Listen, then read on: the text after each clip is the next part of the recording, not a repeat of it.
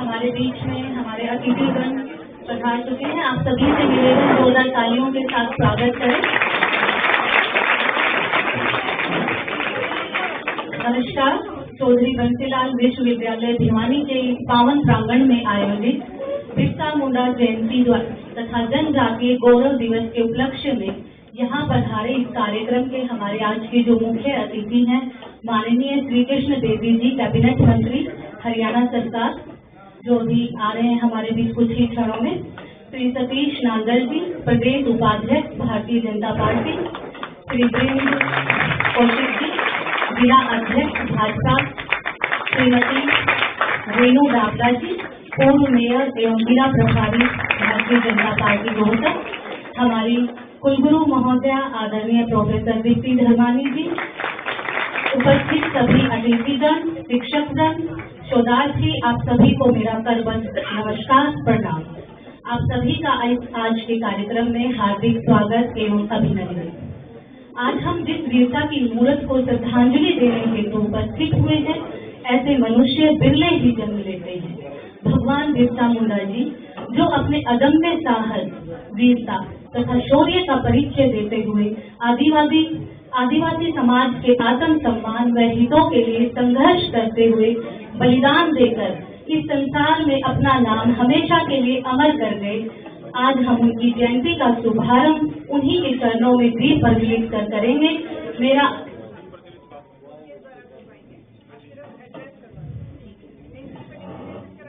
दीप प्रज्वलन हम कुछ क्षण पश्चात करेंगे। कार्यक्रम को विस्तार देते हुए मेरा निवेदन हमारी कुलगुरु महोदया से, जैसे कि अतिथि सत्कार देवो भव होता है, हम अपनी इसी परंपरा का निर्वहन करते हुए मेरा अनुरोध कि मैम आप हमारे आज के जो हमारे अतिथि हैं, राजेंद्र प्रसाद मीना जी, मुख्य वक्ता हैं, जो उनको शॉल, मोमेंटो और हरी भरी वसुंधरा का प्रतीक पौधा भेंट कर उनका आज हमारे प्रांगण में स्वागत करें।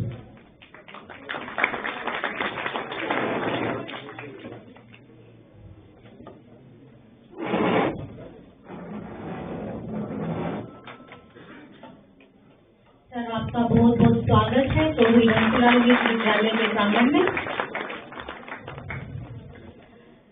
इसी कड़ी में मेरा निवेदन हमारी कुलगुरु महोदया से कि वीरेंद्र कौशिक जी, जो जिला अध्यक्ष भारतीय जनता पार्टी से हैं, उनका सम्मान एवं सत्कार करें।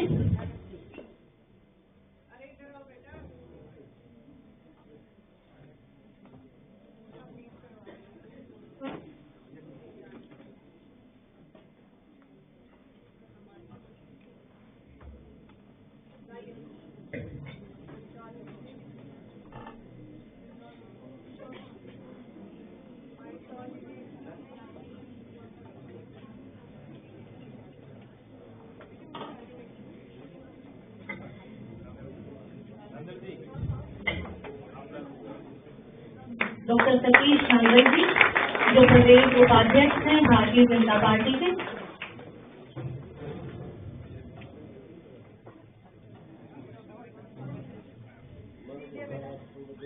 वीरेंद्र कौशिक जी, जिला अध्यक्ष भारतीय जनता पार्टी। सर, आपका भी हमारे विश्वविद्यालय में बहुत बहुत स्वागत है, अभिनंदन है।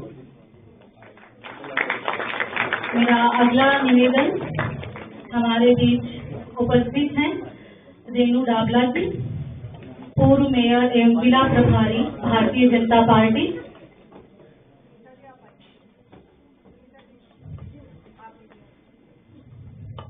आपका भी बहुत बहुत स्वागत और सत्कार।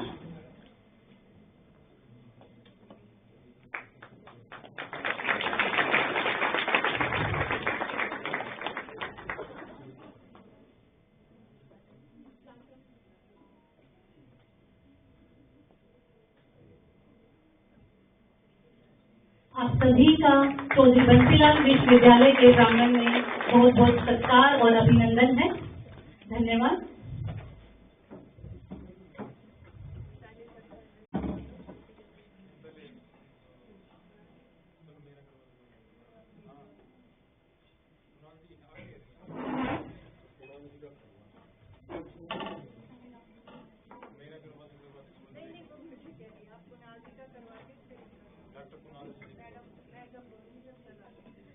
मेरा निवेदन डॉक्टर कुणाल जी से आप मंच पर आए और आज के कार्यक्रम को अपना आशीर्वचन प्रदान करें। सर, आपका मंच पर बहुत बहुत स्वागत है।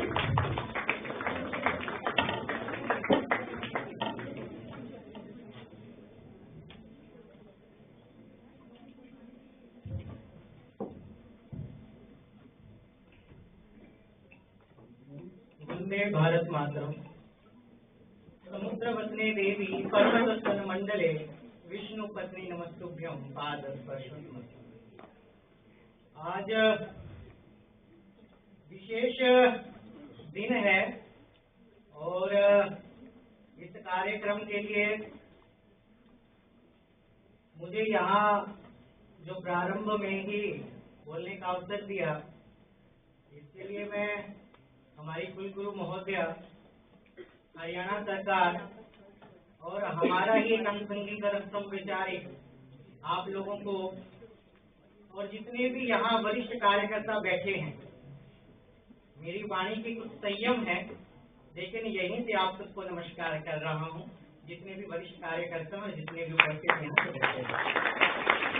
समाज शास्त्र के अगर यहाँ बालक खड़े होंगे और हरियाणा तो सामाजिक एकीकरण का एक सीधा सीधा सूत्र जो गीता के उपदेश में लिखा गया, ऐसी धरती पर आज एक समाज के बारे में आप लोग चिंतन मंथन और विषय समझने के लिए बैठे हैं। सबसे पहले तो मैं यहाँ उपस्थित सभी जो मुझे आज मात्र शक्ति दिखाई दे रही है, उन सबको नतमस्तक होकर नमस्कार करता हूँ कि आज आप यहाँ आए हैं और आज इस जनजातीय विषय को समझने के लिए हरियाणा, पंजाब और दिल्ली, जहाँ पर जनजातीय का नाम पर कुछ भी नहीं, दिल्ली में तो स्वयं केंद्र सरकार बैठी है, उनका एसटी कमीशन बैठा है, तो कार्यक्रम सहज भाव से संभव है।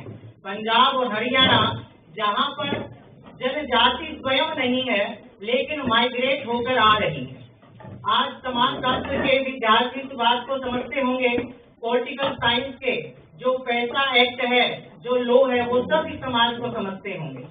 जब आप समाज की बात करते हैं, हम अपने आप को बड़े आधुनिकता से मानते हैं कि हमारा जो समाज बड़ा आधुनिक हो गया है, लेकिन आज हम आधुनिकता की जो पहली चरण है, जिसको हम कहते हैं कि संसाधन, आज जिस चक्के का प्रयोग करके बालक साइकिल, मोटरसाइकिल और हम लोग कार चलाकर आते हैं, वो कार आप मत भूलिए, जनजातीय समाज ने ही हमको दी है।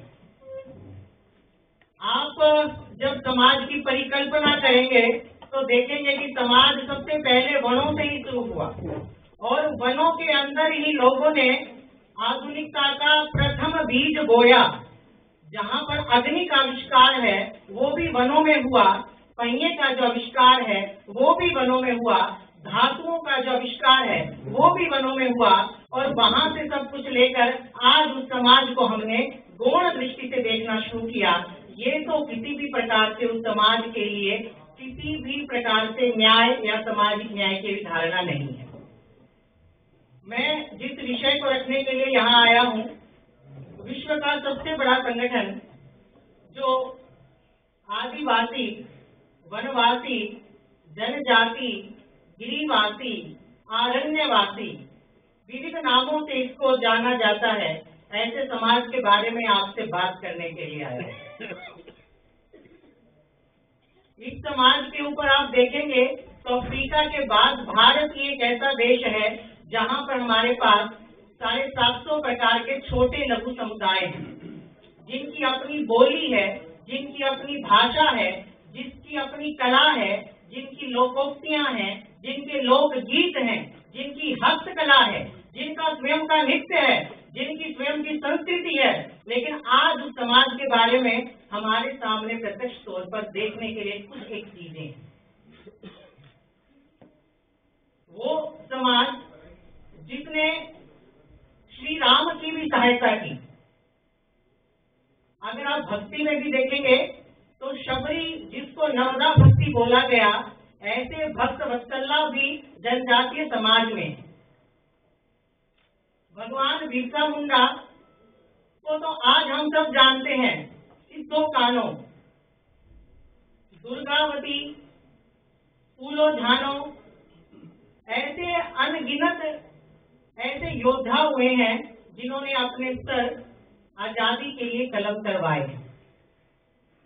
लेकिन बिरसा मुंडा आज केंद्र सरकार और राज्य सरकार इस विषय को उठा रही है, उस विषय को एक संगठन बड़े लंबे समय से उठा रहा है जो संवैचारिक मात्र संगठन से आता है, जिसका नाम वनवासी कल्याण आश्रम है।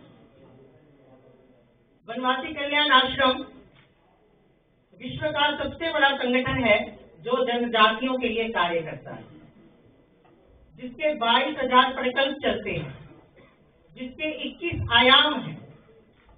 और ज्यादा लंबा विषय नहीं बोलूंगा कल्याण आश्रम के बारे में, तो आप देखेंगे कि जितने भी पद्म भूषण और पद्म विभूषण पिछले 2 वर्षों में दिए गए हैं, उसमें 1 या 2 कार्यकर्ता कल्याण आश्रम के। इस समाज की वैज्ञानिकता की आप बात करेंगे, जंगल से कितना लेना है, कितना छोड़ना है। आज पूरा विश्व एसडीजी गोल पर काम कर रहा है। भारत सरकार और विश्वविद्यालयों में भी ये बात बड़े जोर शोरों से उठाई जाती है, लेकिन वनों में रहने वाला एक छोटा बालक वहां से कितना लेना है, कितना छोड़ना है, कितनी प्रकृति के लिए आवश्यकता है और कितनी प्रकृति के लिए अगर कोई कार्य करेंगे वो उसके नुकसान का काम करेगा, ऐसे विषय बालक जानता है, जिसको आज हमारा आधुनिक समाज कहता है कि दे आर नॉट एजुकेटेड। आप जब एनवायरमेंट साइंस के बारे में बात करेंगे तो वहां पर इसमें यही पढ़ाया जाता है कि इतनी चीजें लेनी है जितनी हमारे लिए और हमारे समाज के लिए और जंगलों के लिए और पृथ्वी के लिए सदुपयोग हो सके। इस समाज की जब आप बात करेंगे तो ये समाज जो है 3 क्षेत्र जो मैंने आपको कहा, केवल हरियाणा, पंजाब, दिल्ली को छोड़कर संपूर्ण भारतवर्ष में फैला है। जम्मू कश्मीर की जब आप बात करेंगे तो वहां पे आप गुज्जर और गद्दी जनजाति को देखेंगे। उससे नीचे जब आप बात करेंगे उत्तर प्रदेश, मध्य प्रदेश, छत्तीसगढ़, उड़ीसा, वहां पर मुर्मू, संथाल, उर्राम और मुंडा देखने को मिलेंगे। नॉर्थ ईस्ट जो आपका आता है, जहां आसाम से शुरू होकर नागालैंड तक, जिसको अष्टलक्ष्मी कहा जाता है, वहां पर निशी, दिमासा, मणिपुरी, त्रिपुरी, हेड हंटिंग, नागा ऐसी ट्राइब देखी जाती है। इन सभी ट्राइब्स के बारे में जब आप देखेंगे तो इनकी विविधता और विशेषता अलग अलग प्रकार से देखी जा सकती है। अगर आप मुंडा की बात करेंगे, उरांव की और संथाल की बात करेंगे, माथा थोड़ा सा चौड़ा होता है, नाक सामान्य से थोड़ी मोटी होती है, कद सामान्य होता है, शरीर गोलाकार होता है और बाल थोड़े घुंघराले होते हैं। ऐसा मुंडा और संथाल जनजाति में देखने को मिलता है। जब आप बात करते हैं मणिपुर, नागालैंड की, तो वहां पर माथा तो चौड़ा होता है, लेकिन आंखें जो होती है वो सामान्य से थोड़ी छोटी होती है। नाक और होंठ सामान्य से पतले होते हैं। हाइट 5, शरीर गठीला लेकिन लचीला, लेकिन हाइट थोड़ी छोटी होती है। ऐसा समाज यहाँ रहता है। जब आप समाज की परिकल्पना पर बात कर रहे हैं तो आप एक छोटी छोटी उदाहरणों से एक बात मैं आपको स्पष्ट करता हूँ। जब राष्ट्रीय की बात आती है, हरियाणा के अंदर हमारा कल्याण आश्रम का एक प्रकल्प चलता है जिसमें 2 छात्रावास रहते हैं। पहला जो छात्रावास है, आप जिस पावन भूमि पर बैठे हैं यहीं पे संचालित होता है, और मैं आपसे आग्रह भी करता हूँ एक बार जरूर देख के आइएगा। वहां पर आपको सिक्किम और मणिपुर को छोड़कर संपूर्ण अष्टलक्ष्मी के बालक दिखाई देंगे। जम्मू और कश्मीर में गुज्जर और गद्दी जनजाति आपको वहां देखने को मिलेगी। आप कॉन्स्टिट्यूशन की बात करते हैं तो आप सबको अधिकार दिए गए हैं, लेकिन शेड्यूल ट्राइब को प्रोटेक्ट किया गया है अनुसूची 5 और 6 में। तो सबसे पहले तो विद्यार्थियों को यही विषय समझना जरूरी है कि हमको अधिकार दिए गए हैं, उनको संरक्षण दिया गया है। ऐसा विषय क्यों है भारत में? दूसरा, भारत के अंदर ये संख्या छोटी नहीं है, 12 करोड़ है, और जहां पर जनजाति है वहां पर तो संविधान ने स्पष्ट तौर पे कह रखा है कि इनके लिए अपना एक कमीशन हो, इनके लिए अपना एक मंत्रालय हो। अलग अलग नामों से इनको जाना जाता है। जनजाति समाज की जब आप बात करेंगे तो जनजाति समाज में एक मूल बात है, वो एक्सट्रोवर्ट नहीं होते, वो इंट्रोवर्ट होते हैं। उनकी अपनी संरचना है समाज की। हरियाणा जिस तरह पितृसत्तात्मक मानता है, उसी प्रकार से मेघालय के अंदर मातृसत्तात्मक है। तो आज जिस विषय को लेकर आप यहाँ सब उपस्थित हुए हैं और जितनी तन्मयता से आपने मेरी बात को सुना है, सबसे पहले तो मैं आपके धैर्य को नमस्कार करता हूँ कि जिस समाज को आपने केवल किताबों में पढ़ा है, उस समाज का केवल मैंने आपको प्रयास किया है कि एक छवि आपके मस्तिष्क में बना पाऊं।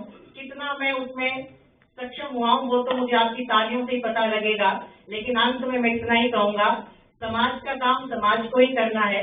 समाज आज मेट्रोपॉलिटन चाहे हम कितनी सिटीज में रह रहे हैं, इससे आगे भी हम डेवलप करेंगे, लेकिन जहाँ से समाज शुरू हुआ है उस समाज को नहीं छोड़ना है।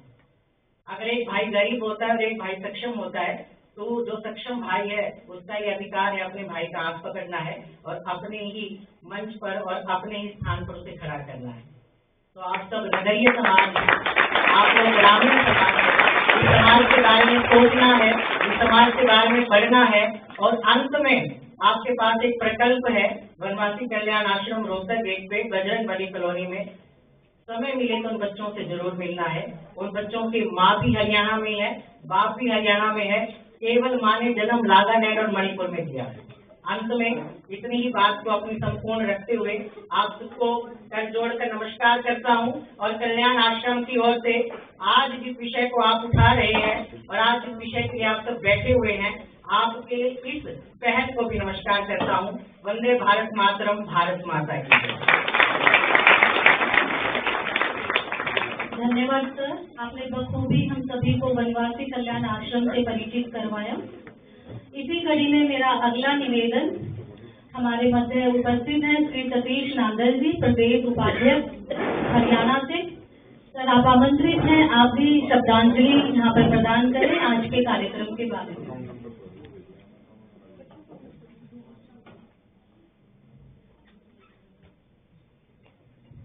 भारत माता की जय। बिल्कुल आराम से धीमे स्वर में सभी साथी बोले, भारत माता की जय। जब तक सबकी आवाज न आएगी मैं बोलता रहूंगा और आपको आवाज बढ़ानी पड़ेगी। भारत माता की जय। अभी मेरे सामने सभी बुद्धिजीवी वर्ग के साथी बैठे हैं, सीनियर हैं, जूनियर हैं, हमारे बेटी बेटियां हैं। भारत माता सबके लिए माननीय सम्मानीय शब्द है, माननीय सम्मानीय है। उसमें भी मैंने 3 बार कहने के बावजूद आवाज बढ़ती चली गई। तो ये तो बात आप मान के चलते हैं कि कहने से और प्रैक्टिस करने से चीजों में उन्नति होती, चीजें बढ़ती। आज हम खास तौर पर भगवान बिरसा मुंडा जी की 150वीं जयंती मनाने के लिए, जिसको भारत सरकार ने, मोदी जी ने 10 नवंबर 2021 को जनजातीय सम्मान दिवस के रूप में मनाने का निर्णय लिया। मैं एक बात और यहाँ बताना चाहूंगा कि भारत सरकार ने और हरियाणा सरकार ने पिछले 4-5 साल से जितने भी महापुरुष संत महात्मा हमारे देश में प्रदेश में हुए हैं, उनकी जन्म जयंती सरकार खुद मनाने का काम करती है। और ये भी तय है कि उनका सबका समय एक ही डेट होती है, लेकिन सरकार ने ये फैसला किया है कि पखवाड़ा मनाया जाए, वो 15 दिन का हो या वो 1 महीने का हो, ताकि हर जगह कार्यक्रम अच्छी तरह से हो सके। इसी कड़ी में 1 नवंबर से लेकर 15 नवंबर तक ये कार्यक्रम तय किए गए हैं।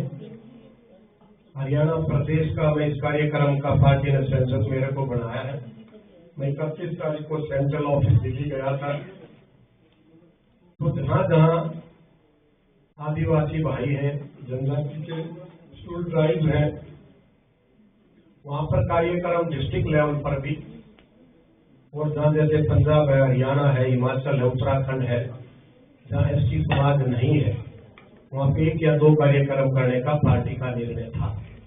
उसी कड़ी में एक कार्यक्रम तो आज यहाँ पर है, दूसरा कार्यक्रम 15 तारीख को भिवानी के अंदर ना फरीदाबाद के अंदर कार्यक्रम होना तय हुआ है। तो साथियों, मेरे से पहले अभी कुणाल जी भी आदिवासी समाज के बारे में बहुत सारी चीजें जो कि इतनी गहरी और इतनी याद रखने लायक है, अभी आपके सामने बता के गए। मैं बाय प्रोफेशन, मेरा कंस्ट्रक्शन का काम है और झारखंड में, बिहार में, छत्तीसगढ़ में, मध्य प्रदेश में, मणिपुर, मिजोरम, नागालैंड, जहां जहां ये जनजाति के हमारे भाई बहने रहते हैं, वहां पर जाने का, काम करने का मौका मिला। बिरसा मुंडा जी 15 नवंबर 1875 में उनका जन्म हुआ और 1900 में 9 जून पूरा 1900 अंग्रेजों के कुचक्कर की वजह से जेल में उनको तहत दे के मारने और मरवाने का काम उस सरकार ने किया था। उसी जहां वो पैदा हुए थे, खूंटी जिला है आज के दिन, पहले छोटा नागपुर कहा जाता था, पठार एरिया था, तो वहां पे काम करने का मौका मिला। मैं एक छोटी सी बात शेयर करना जरूर चाहूंगा। देखा जाती है वहां पर, जैसे अलग अलग जातियों के बारे में कुणाल जी ने भी आपको बताया, वो बड़े बाल रखते हैं, क्लीन शेव रहते हैं। तो प्रधानमंत्री ग्रामीण सड़क योजना के तहत, जिसको पूर्व में हमारे प्रधानमंत्री स्वर्गीय अटल बिहारी वाजपेयी जी ने चालू की थी, उसी कड़ी में हमारे पास काम था। तो हम काम करने के लिए वहां गए, तो पगडंडी जो हमारे कच्चे रास्ते होते हैं, उन पे वो कार्य चला। तो कोई भी आदिवासी जाति का भाई बहन उस रास्ते पे नहीं आया और बार बार एक शब्द बोलते थे कि ये प्रदूषण फैलाने वाले यहाँ से कब जाएंगे। और जब उसका सर्वे को टेंडर लगा था, तो वो 1 महीना वहां बैठ के सर्वे किया, तो मात्र 7 बार साइकिल गुजरे थे 3 आदमियों के। फिर भी सरकार ने सुविधा देने के लिए 20 किलोमीटर घूम के आए या 15 किलोमीटर, रास्ता 2 किलोमीटर का बढ़ जाए तो सुविधा मिलती है, लेकिन वातावरण को ठीक करने के लिए वो सुविधा भी उन भाइयों को नहीं चाहिए थी। और हालात ये थे कि उस एरिया में हम काम करते हैं, उस एरिया में बैलगाड़ी और छोटे बैल, छोटी गाड़ियां, और जैसे गाड़ी चल रही है, हम यहाँ हॉर्न पीछे से देते, कोई भी चीज तो वो लेफ्ट में करके हमें रास्ता देते हैं, लेकिन वहां पे अगर पीछे से आप हॉर्न बजाते हैं तो राइट में घूमती हैं गाड़ियां। तो हमारा जो वहां पे काम चला हुआ था, तो उनके उस एरिया का एक है कि 7 दिन में, 10 दिन में, किसी एक एरिया में, किसी एक गांव में 8, 10, 15, 20 गांव के बीच में मेला लगता है। उस मेले में वो आते, सामान परचेज करके ले जाते हैं। तो मैं वहां पे साइट पे गया हुआ था। एक साथी, जैसे हमारे यहाँ शादी में पानी भरते थे, उसको पता होगा, बांस लंबा करके दोनों तरफ वेट डाल के यहाँ लेके चलते हैं ना, वो हिलता तो उसका एक बैलेंस बढ़ता है। बच्चों को, हमारी बेटियों को नहीं पता होगा, उससे आदमी थकता भी नहीं।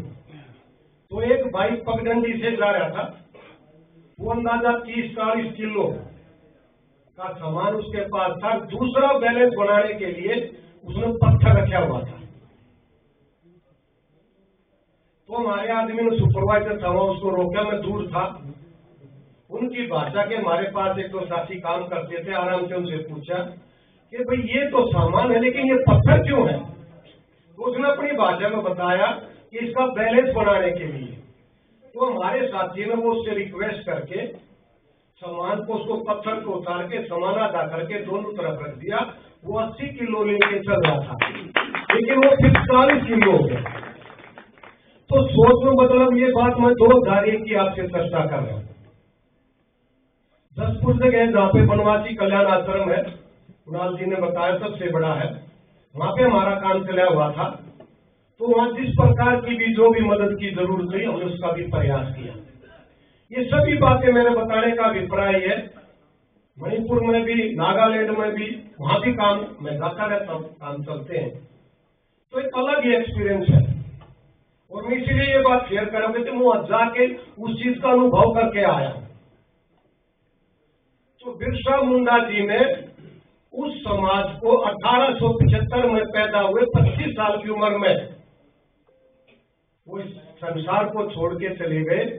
तो कितना कुचक्कर वहां पे अंग्रेज शासन का था, कितनी जातियां होती थी, तो उनको सबको इकट्ठा करके अपने अधिकारों के लिए उस टाइम 4000 सिपाही इकट्ठा करके, 500 इकट्ठा करके अलग अलग एरिया में भारत की आजादी की लड़ाई लड़ने के लिए उन्होंने काम किया, उनसे छुटकारा पाने के लिए काम किया।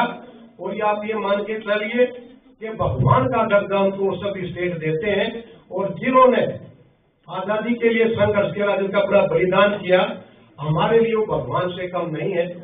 और जो ये कार्यक्रम किए जाते हैं, एक जगह का हरियाणा का ज्ञान हर प्रदेश में नहीं होता, इसीलिए छत्तीसगढ़ का या झारखंड का काम यहाँ भी नहीं है।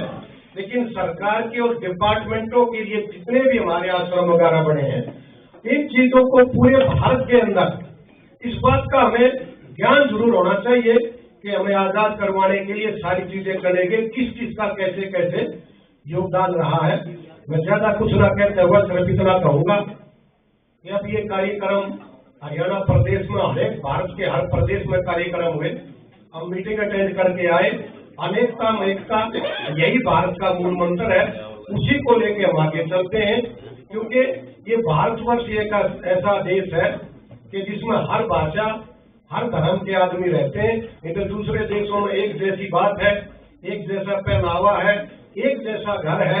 और ये हालात, अब जो छोटी सी बात करके अपनी वाणी को विराम दूंगा, अब जब कोरोना आया था तो भारत से ज्यादा सुविधा इंग्लैंड में, ऑस्ट्रेलिया में, जर्मनी में, ऑस्ट्रिया में, हर कंट्री में ज्यादा थी, लेकिन डेथ रेट वहां पे ज्यादा था। क्यों? एक एसी घर में सब न रहना, एक ड्रेस पहननी और एक जैसा पैक्ड फूड खाना। तो इम्यूनिटी सिस्टम सबका एक था, एक बीमार तो सारे बीमार। हमारे गांव में भी हमारे हर प्रदेश का अलग अलग था, और जिस प्रदेश में इस तरह की बातें थी जो हमारे काम चले हुए थे हर जगह, वहां का रिजल्ट हरियाणा से भी बेटर यूं था कि माहौल ठीक ठाक, लोग चुन चुन के सारी चीजों का सेवन भी करते हैं, इम्यूनिटी सिस्टम को बढ़ा के रखते हैं। तो हमारा सौभाग्य है, हम ऐसे देश में पैदा हुए हैं कि अनेकता में एकता है, हर मौसम है, हर माहौल है, और हर चीज का हमें ज्ञान हो। इसीलिए कार्यक्रम तय किए, आप इतनी संख्या में पहुंचे, आप सबका भी हृदय से स्वागत करते हैं। सबका बहुत बहुत धन्यवाद।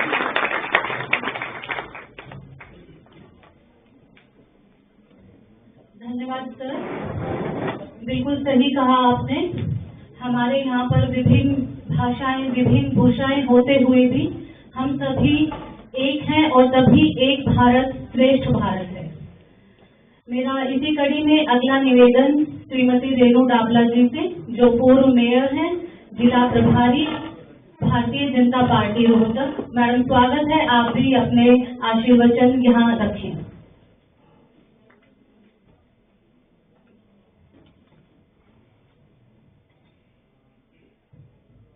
बहुत ही आदरणीय हमारे मंच पर उपस्थित भारतीय जनता पार्टी के उपाध्यक्ष और भारतीय जनता पार्टी के बड़े ही संघर्षशील नेता, ऐसे जो प्रदेश में भगवान बिरसा मुंडा जी के इस जन्म जयंती के 150वीं जन्म जयंती के मुख्य संयोजक जिनको नियुक्त किया गया है, ऐसे माननीय सतीश नांदल जी हमारे बीच में। प्रोफेसर साहब जो प्रमुख रूप से आपको भगवान बिरसा मुंडा जी के बारे में बताएंगे, और यहाँ पर उपस्थित सभी भारतीय जनता पार्टी के कार्यकर्ता और विद्यार्थी, आप सभी देख पा रहे हैं कि ये कार्यक्रम भगवान बिरसा मुंडा जी की 150वीं जन्म जयंती के उपलक्ष्य में भारत सरकार द्वारा पूरे देश में हर राज्य में उनकी जन्म जयंती को मनाने का कार्यक्रम किया जा रहा है। और हमारे बीच में मुख्य अतिथि के रूप में हमारे भारत सरकार, हमारे हरियाणा सरकार में मंत्री माननीय किशन बेदी जी कुछ ही समय में हमारे बीच में होंगे। उससे पहले देखिए, मेरे से पहले वक्ता कुणाल जी ने और हमारे बहुत ही आदरणीय उपाध्यक्ष सतीश नांदल जी ने आपको भगवान बिरसा मुंडा जी के बारे में बताया, उनके जीवन के बारे में आगे आने वाले वक्ता भी बताएंगे। लेकिन यहाँ पर ज्यादा संख्या विद्यार्थियों की है, तो इसलिए मैं उनसे एक 5 मिनट का समय उनसे जरूर चाहूंगी कि मेरे से पहले भी कहा गया है भारत माता की जय, तो उसमें भी आगे वाली लाइन जो प्रबुद्ध जन है किसी ना किसी स्ट्रीम से, उनकी आवाज तो फिर भी आई, लेकिन इतना आलस, या आपको ये लगता है कि हमें अपने देश पर हमें कोई गर्व नहीं है, इस तरीके का आपका जोश था। लेकिन आप ये देखिए कि हिंदुस्तान को युवा देश कहा जाता है, क्या पीछे कुछ दिन पहले ही एक अंतर्राष्ट्रीय सर्वे हुआ था, तो उसमें ये बात आई थी कि आज हिंदुस्तान में 65% युवा आबादी है, इसलिए आपको युवा देश कहा जाता है। और इन युवाओं के देश में दो बातें प्रमुख होती है कि जब युवाओं का देश होता है तो बहुत बड़े चैलेंज भी होते हैं, बहुत सारी समस्याएं भी होती हैं और बहुत सारी अच्छी बातें भी होती हैं। तो एक तो सबसे पहले तो मेरी आप सभी से ये गुजारिश है कि सबसे पहले आप अपने आप पर गर्व करना सीखें। आप बहुत ही अच्छे स्टैंडर्ड के यहाँ पर विद्यार्थी हैं, तो लेकिन हम सारा जीवन जितना यूनिवर्सिटी कॉलेजों में रहते हैं तो सिर्फ इतना अपना एक सीमित माहौल बना लेते हैं कि अपने सब्जेक्ट से रिलेटेड बातें या उससे रिलेटेड ही सारा मटेरियल पढ़ते हैं, जानते हैं उसी के बारे में। लेकिन आज का जो जीवन है वो हमने देखा कि भारत सरकार ने भी सभी महापुरुषों की जन्म जयंतियां मनानी इसलिए शुरू की कि हमें खुद ही ये नहीं पता हमारे देश में कितने बड़े बड़े महापुरुष हुए। अगर पता है तो सिर्फ कागजों में, किताबों में हम पढ़ते हैं, उनका जीवन परिचय पढ़ते हैं और वही समाप्त हो जाता है, कभी हम उन पर गर्व नहीं करते, या उनकी जो प्रेरणा थी या उनका जो साहस था वो हमारे अंदर तक, हमारी आत्मा तक पहुंच ही नहीं पाता। क्या आज कोई भी युवा उसमें इतना साहस है कि वो 25 साल की उम्र में, 25 साल में 1875 में पैदा होकर और 1900 में जो अपने देश के लिए शहीद भी हो जाए, और जो 16-17 साल की उम्र में ये समझ जाए कि अबुआ दे दिशुम राज कि मेरा देश, जिस देश में मैं रहता हूँ, हमारा ही उसमें शासन होना चाहिए, कोई और बाहर से आकर हम पर शासन क्यों करे? क्या हम इस काबिल नहीं कि बाहर से लोग यहाँ पर आकर हमारे ऊपर अधिकार जमाए या हमारे ऊपर शासन करें? तो ये सोच एक 15 साल के 16 साल के युवा में भी आ सकती है। तो आज तो हमारी लगभग उम्र के यहाँ पर जो बैठे हैं 20 साल के आसपास के या 25 साल तक के भी युवा यहाँ पर है। तो मैं आप सभी से बस यही, सभी मेरे छोटे भाई बहन हैं यहाँ पर, उनसे मेरी ये गुजारिश है कि अपने देश पर, अपने आप पर, जहाँ आप पले बड़े हैं वहाँ, अपने समाज पर जब तक हमें गर्व नहीं होगा तब तक भारत सरकार प्रोग्राम चलाती है, हरियाणा सरकार भी बढ़ चढ़कर उसमें भाग लेती है। आपके यूनिवर्सिटीज में, कॉलेज में भी आजकल इतनी अच्छी मोटिवेशनल कार्यक्रम होते रहते हैं, लेकिन इन सबका उद्देश्य बस एक ही होता है कि आप सबको कहीं ना कहीं राष्ट्रभक्ति की तरफ प्रेरित करना। हमारे बीच में आज के कार्यक्रम के मुख्य अतिथि बहुत ही आदरणीय हरियाणा सरकार में मंत्री माननीय किशन बेदी जी हमारे बीच में पहुंचे हैं, तो आप सभी बिल्कुल जोरदार कर्तव्य भावना से उनका स्वागत करें, खड़े होकर उनके मान सम्मान में उनका स्वागत करें। और एक बार अब मंत्री जी को लगे कि वो यहाँ पर यूनिवर्सिटी में आए, एक बार जोरदार दोनों हाथ खड़े करके भारत माता की, थोड़ी सी और ऊंची आवाज आए, भारत माता की। धन्यवाद। जय हिंद, भारत माता की। धन्यवाद मैम। आप सभी से मेरा निवेदन, आप स्थान ग्रहण करें। हमारे अतिथिगण अपने पवित्र हृदय के साथ भगवान बिरसा मुंडा जी के सामने दीप प्रज्वलित करते हुए जो सकारात्मकता का प्रतीक है,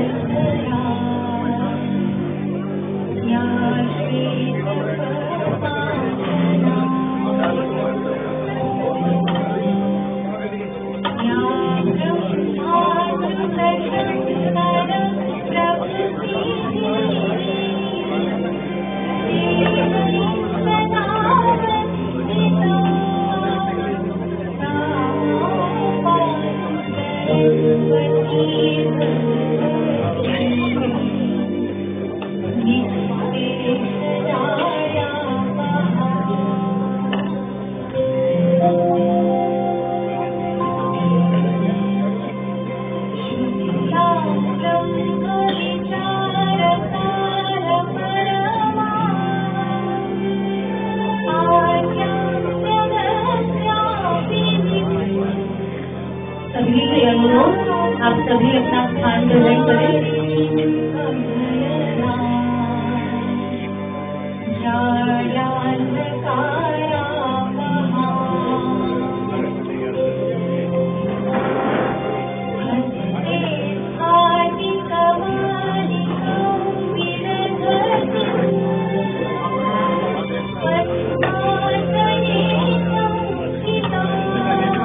मंच पर उपस्थित सभी पवित्र दिव्यों का धन्यवाद।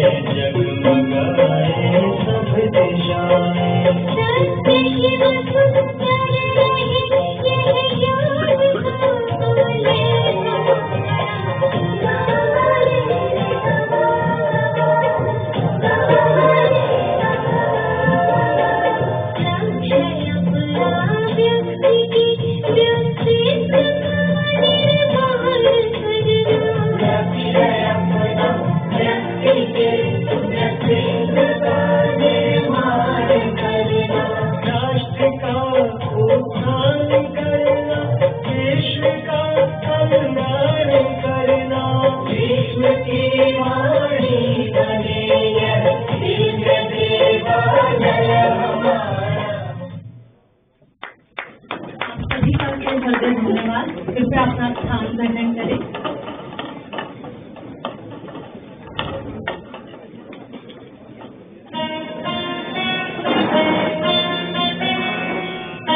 मेरा निवेदन हमारे कुलगुरु महोदया से हमारे बीच पधारे हमारे मुख्य अतिथि का शोल हरी भरी वसुंधरा का प्रतीक पौधा और स्मृति चिन्ह भेंट कर स्वागत करें।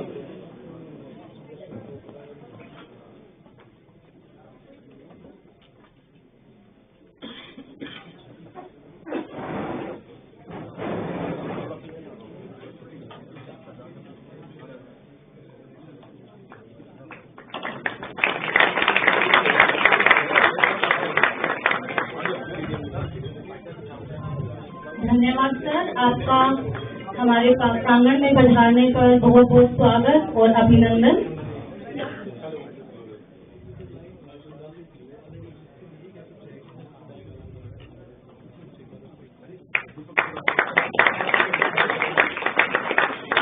तालियों की गड़गड़ाहट रुकनी नहीं चाहिए।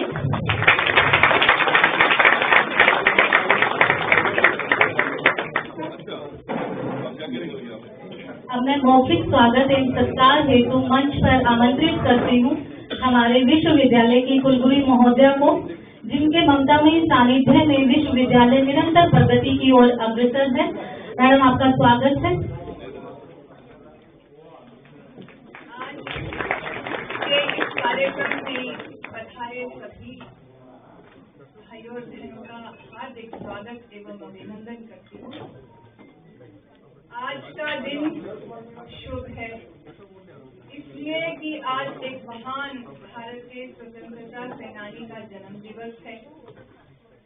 केवल इतना ही नहीं, आज का दिन इसलिए शुभ है कि आज हमारे बीच हमारे माननीय मंत्री हरियाणा सरकार विद्यमान है।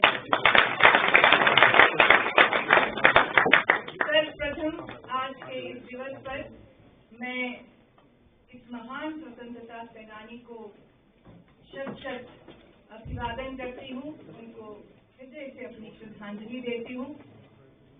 और आज बिरसा मुंडा जी की आत्मा जहाँ भी है उनको धन्यवाद भी करती हूँ, क्योंकि मैं 1 साल से अपने मंत्री जी को यहाँ बुलाने का प्रयास कर रही थी, तो बिरसा मुंडा जी ने आज इनको बुला लिया है, तो उनका भी आप बहुत ही प्रिय नेता हैं और भाजपा के अलग अलग आयामों से उन्होंने अपनी अलग अलग भूमिकाओं में अपना योगदान देते हुए आप निर्वाचित हुए एमएलए 2 बार और दोनों बार आप मंत्री रहे। ये आपकी लोकप्रियता और सरकार का आपके ऊपर भरोसा जताता है। जनजातीय गौरव दिवस मनाने के लिए हम यहाँ एकत्रित हुए हैं।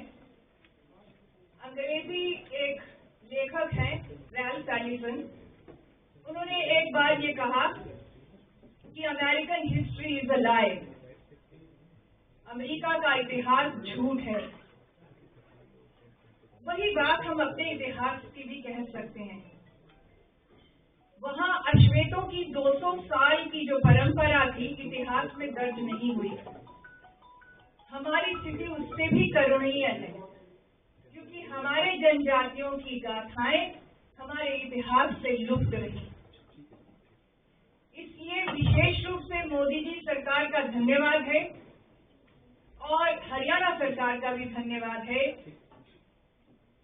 जिन्होंने अंत्योदय का जो स्वप्न है दीनदयाल जी का, वो साकार करते हुए समाज के अंतिम छोर पर बैठे जनजातीय और आदिवासी लोगों को सम्मुख आपके रखा है।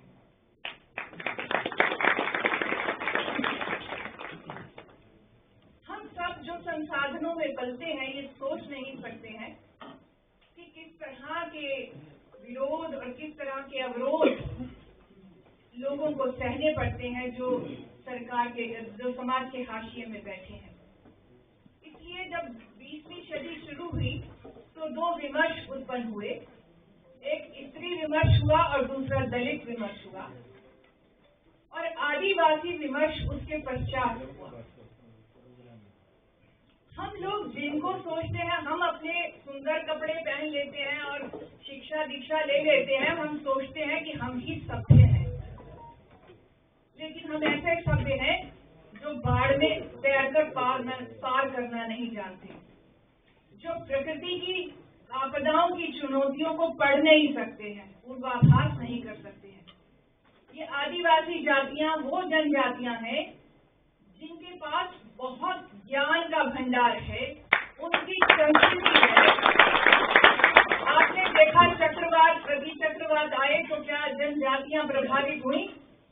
हम लोगों के पक्के घर कहते हैं, वो सरवाइव करना जानते हैं। इसका मतलब यह है कि हमें बहुत कुछ उनसे सीखना है। जल, जंगल और जमीन, 3 मुद्दों पर ये जनजातीय आंदोलन चलते हैं और आज भी वही पर्यावरण के मुख्य मुद्दे हैं। जल को कैसे संरक्षित करें, कैसे उसका सदुपयोग करें, जंगलों को कैसे बचाएं। आज हरियाणा में आप देख रहे हैं आग चारों तरफ लगती है, तूड़ी जलाते हैं और सांस लेना मुश्किल हो रहा है क्योंकि जंगल विलुप्त हो रहे हैं। जो बच्चे बैठे हैं उनसे मैं शेयर करना चाहूंगी कि मेरा जो पैतृक स्थान है वो ऋषिकेश है, और जब हम ऋषिकेश जाते थे बचपन में तो हम डरते हुए निकलते थे हरिद्वार से ऋषिकेश के बीच में, क्योंकि वहां पर जंगल पड़ता है और जंगल के बीचों बीच सड़क बनाई हुई है, रेलवे लाइन बनाई है। आप भी पढ़ते होंगे कि हाथी आकर मर गए और हाथी के कारण ट्रेन पलट गई। वास्तविकता में हाथी हमारे रास्ते में नहीं आए हैं, हम उनके रास्ते में चले गए। इसलिए हमें समाज को समझने के लिए, इतिहास को समझने के लिए एक अलग दृष्टिकोण की जरूरत है, और मैं आज हिस्ट्री डिपार्टमेंट को बहुत साधुवाद देती हूँ कि उन्होंने इस दिवस को मनाकर एक नई दृष्टिकोण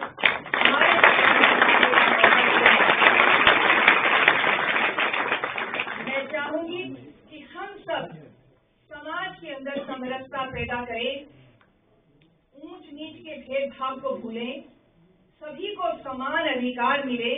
और समरसता उसी को कहते हैं जब हम देश के दूसरे कोने में बैठे हुए वनों और जंगलों और दुर्गम स्थानों पर बैठे हुए लोगों को भी अपना मानना शुरू करेंगे। केवल अपना मानना कहना ही नहीं है, हमें करके दिखाना है।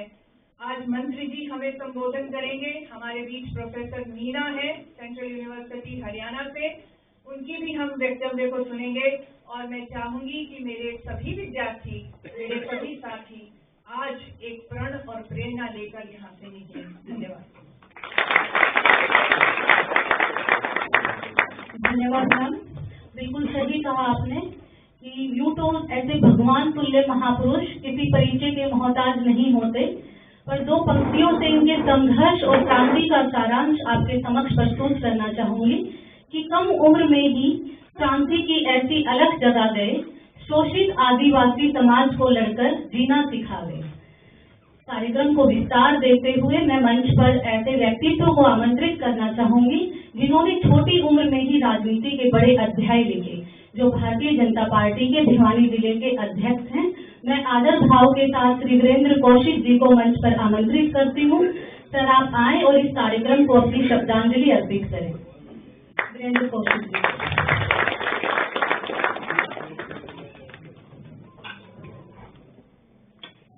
चौधरी बंसीलाल यूनिवर्सिटी के सभागार में उपस्थित सभी हमारे छात्रगण, हमारे सभी अध्यापकगण और विशेष तौर पर आज भगवान बिरसा मुंडा जी की जयंती के अवसर पर हमारे बीच में आए हमारे हरियाणा सरकार के कैबिनेट मंत्री और जो जमीन से उनके लिए कह सकते हैं कि जमीन से जुड़े हुए नेता हैं, ऐसे कैबिनेट मंत्री हमारे कृष्ण बेदी जी, हमारे CPLU की कुलपति जी दीप्ति धर्मानी जी, हमारे प्रदेश में उपाध्यक्ष और इस कार्यक्रम को लेकर के जो प्रदेश के कोऑर्डिनेटर हैं सतीश नांदल जी, रेणु डाबला जी जो हमारी जिले की प्रभारी हैं, प्रोफेसर मीना जी जो पाली यूनिवर्सिटी से स्पेशल इस कार्यक्रम के लिए चलकर आए हैं, जो एसटी के विषय के अंदर जिनको पूर्ण ज्ञान है, और मेरे से हमारे स्टेज से पहले डॉक्टर कुणाल जी भी यहाँ पर बोल कर गए हैं, उनका भी यहाँ पर आने पर मैं स्वागत करता हूँ। और आज का जो विषय है, क्योंकि मेरे से पहले सतीश नंदन जी, रेणु डावला जी ने और डॉक्टर कुणाल जी ने ये सारा का सारा विषय रखा, तो इस विषय में डॉक्टर कुणाल जी की एक असली जो अच्छी बात है, वो मेन बात यही है कि जो लोग हमारे जनजातीय लोग हैं, जो पिछड़ गए हैं, और कुछ लोग भाईचारे के अंदर हम लोग सब भाई भाई हैं, क्योंकि हम भारत माता की संतान हैं। और जिस अलग को जगाकर भारतीय जनता पार्टी भी, क्योंकि आज ये यूनिवर्सिटी के अंदर जो कार्यक्रम दीप्ति धर्मानी जी वाइस चांसलर जी ने किया है इतना बेहतरीन भगवान बिरसा मुंडा जी के जन्म दिवस पर, तो इनको याद करना और इनके लिए सोचना, क्योंकि ये कई चीजें इस प्रकार की इतिहास से जो लुप्त थी, इतिहास के अंदर दर्ज नहीं थी, उन चीजों को दिखाने के लिए, उन चीजों को बताने के लिए, उनकी सोच को अपने जीवन शैली में ढालने के लिए ये चीजें बार बार हैं। वंदे मातरम का जिस प्रकार से 150वीं जयंती मनाई, वो इसीलिए मनाई ताकि आप लोगों के साथ में अटैचमेंट हो। राष्ट्र की जो भावना है हमारे प्रति, जिन लोगों ने हमारे लिए बलिदान दिया है, जिन लोगों ने अपनी जान दी है, उन लोगों को हम याद करें और वो पल भी याद करें जिस पल के अंदर उन्होंने अपना जीवन दिया है और अपना जीवन बलिदान कर दिया है। तो मैं ज्यादा कुछ न कहते हुए यहाँ पर आए सभी स्टूडेंट्स के लिए खासकर, क्योंकि उनका आने वाला समय है और वो इस देश के कर्णधार हैं और दुनिया भी आपके ऊपर टकटकी लगाए बैठी है, क्योंकि पूरी युवा शक्ति पूरी दुनिया के अंदर सबसे ज्यादा इस भारत देश के अंदर है। तो आप लोगों को जो जीवन शैली है उसके अंदर ये चीजों को लेके आना जरूरी है। धन्यवाद। जय हिंद, जय भारत। धन्यवाद सर। भगवान बिरसा मुंडा जी की त्याग तप जन सेवा की भावना सदियों तक याद की जाएगी और उनके इसी जनजातीय वीर बहादुरों की गाथाएं हमें युगों युगों तक प्रेरित करेंगी।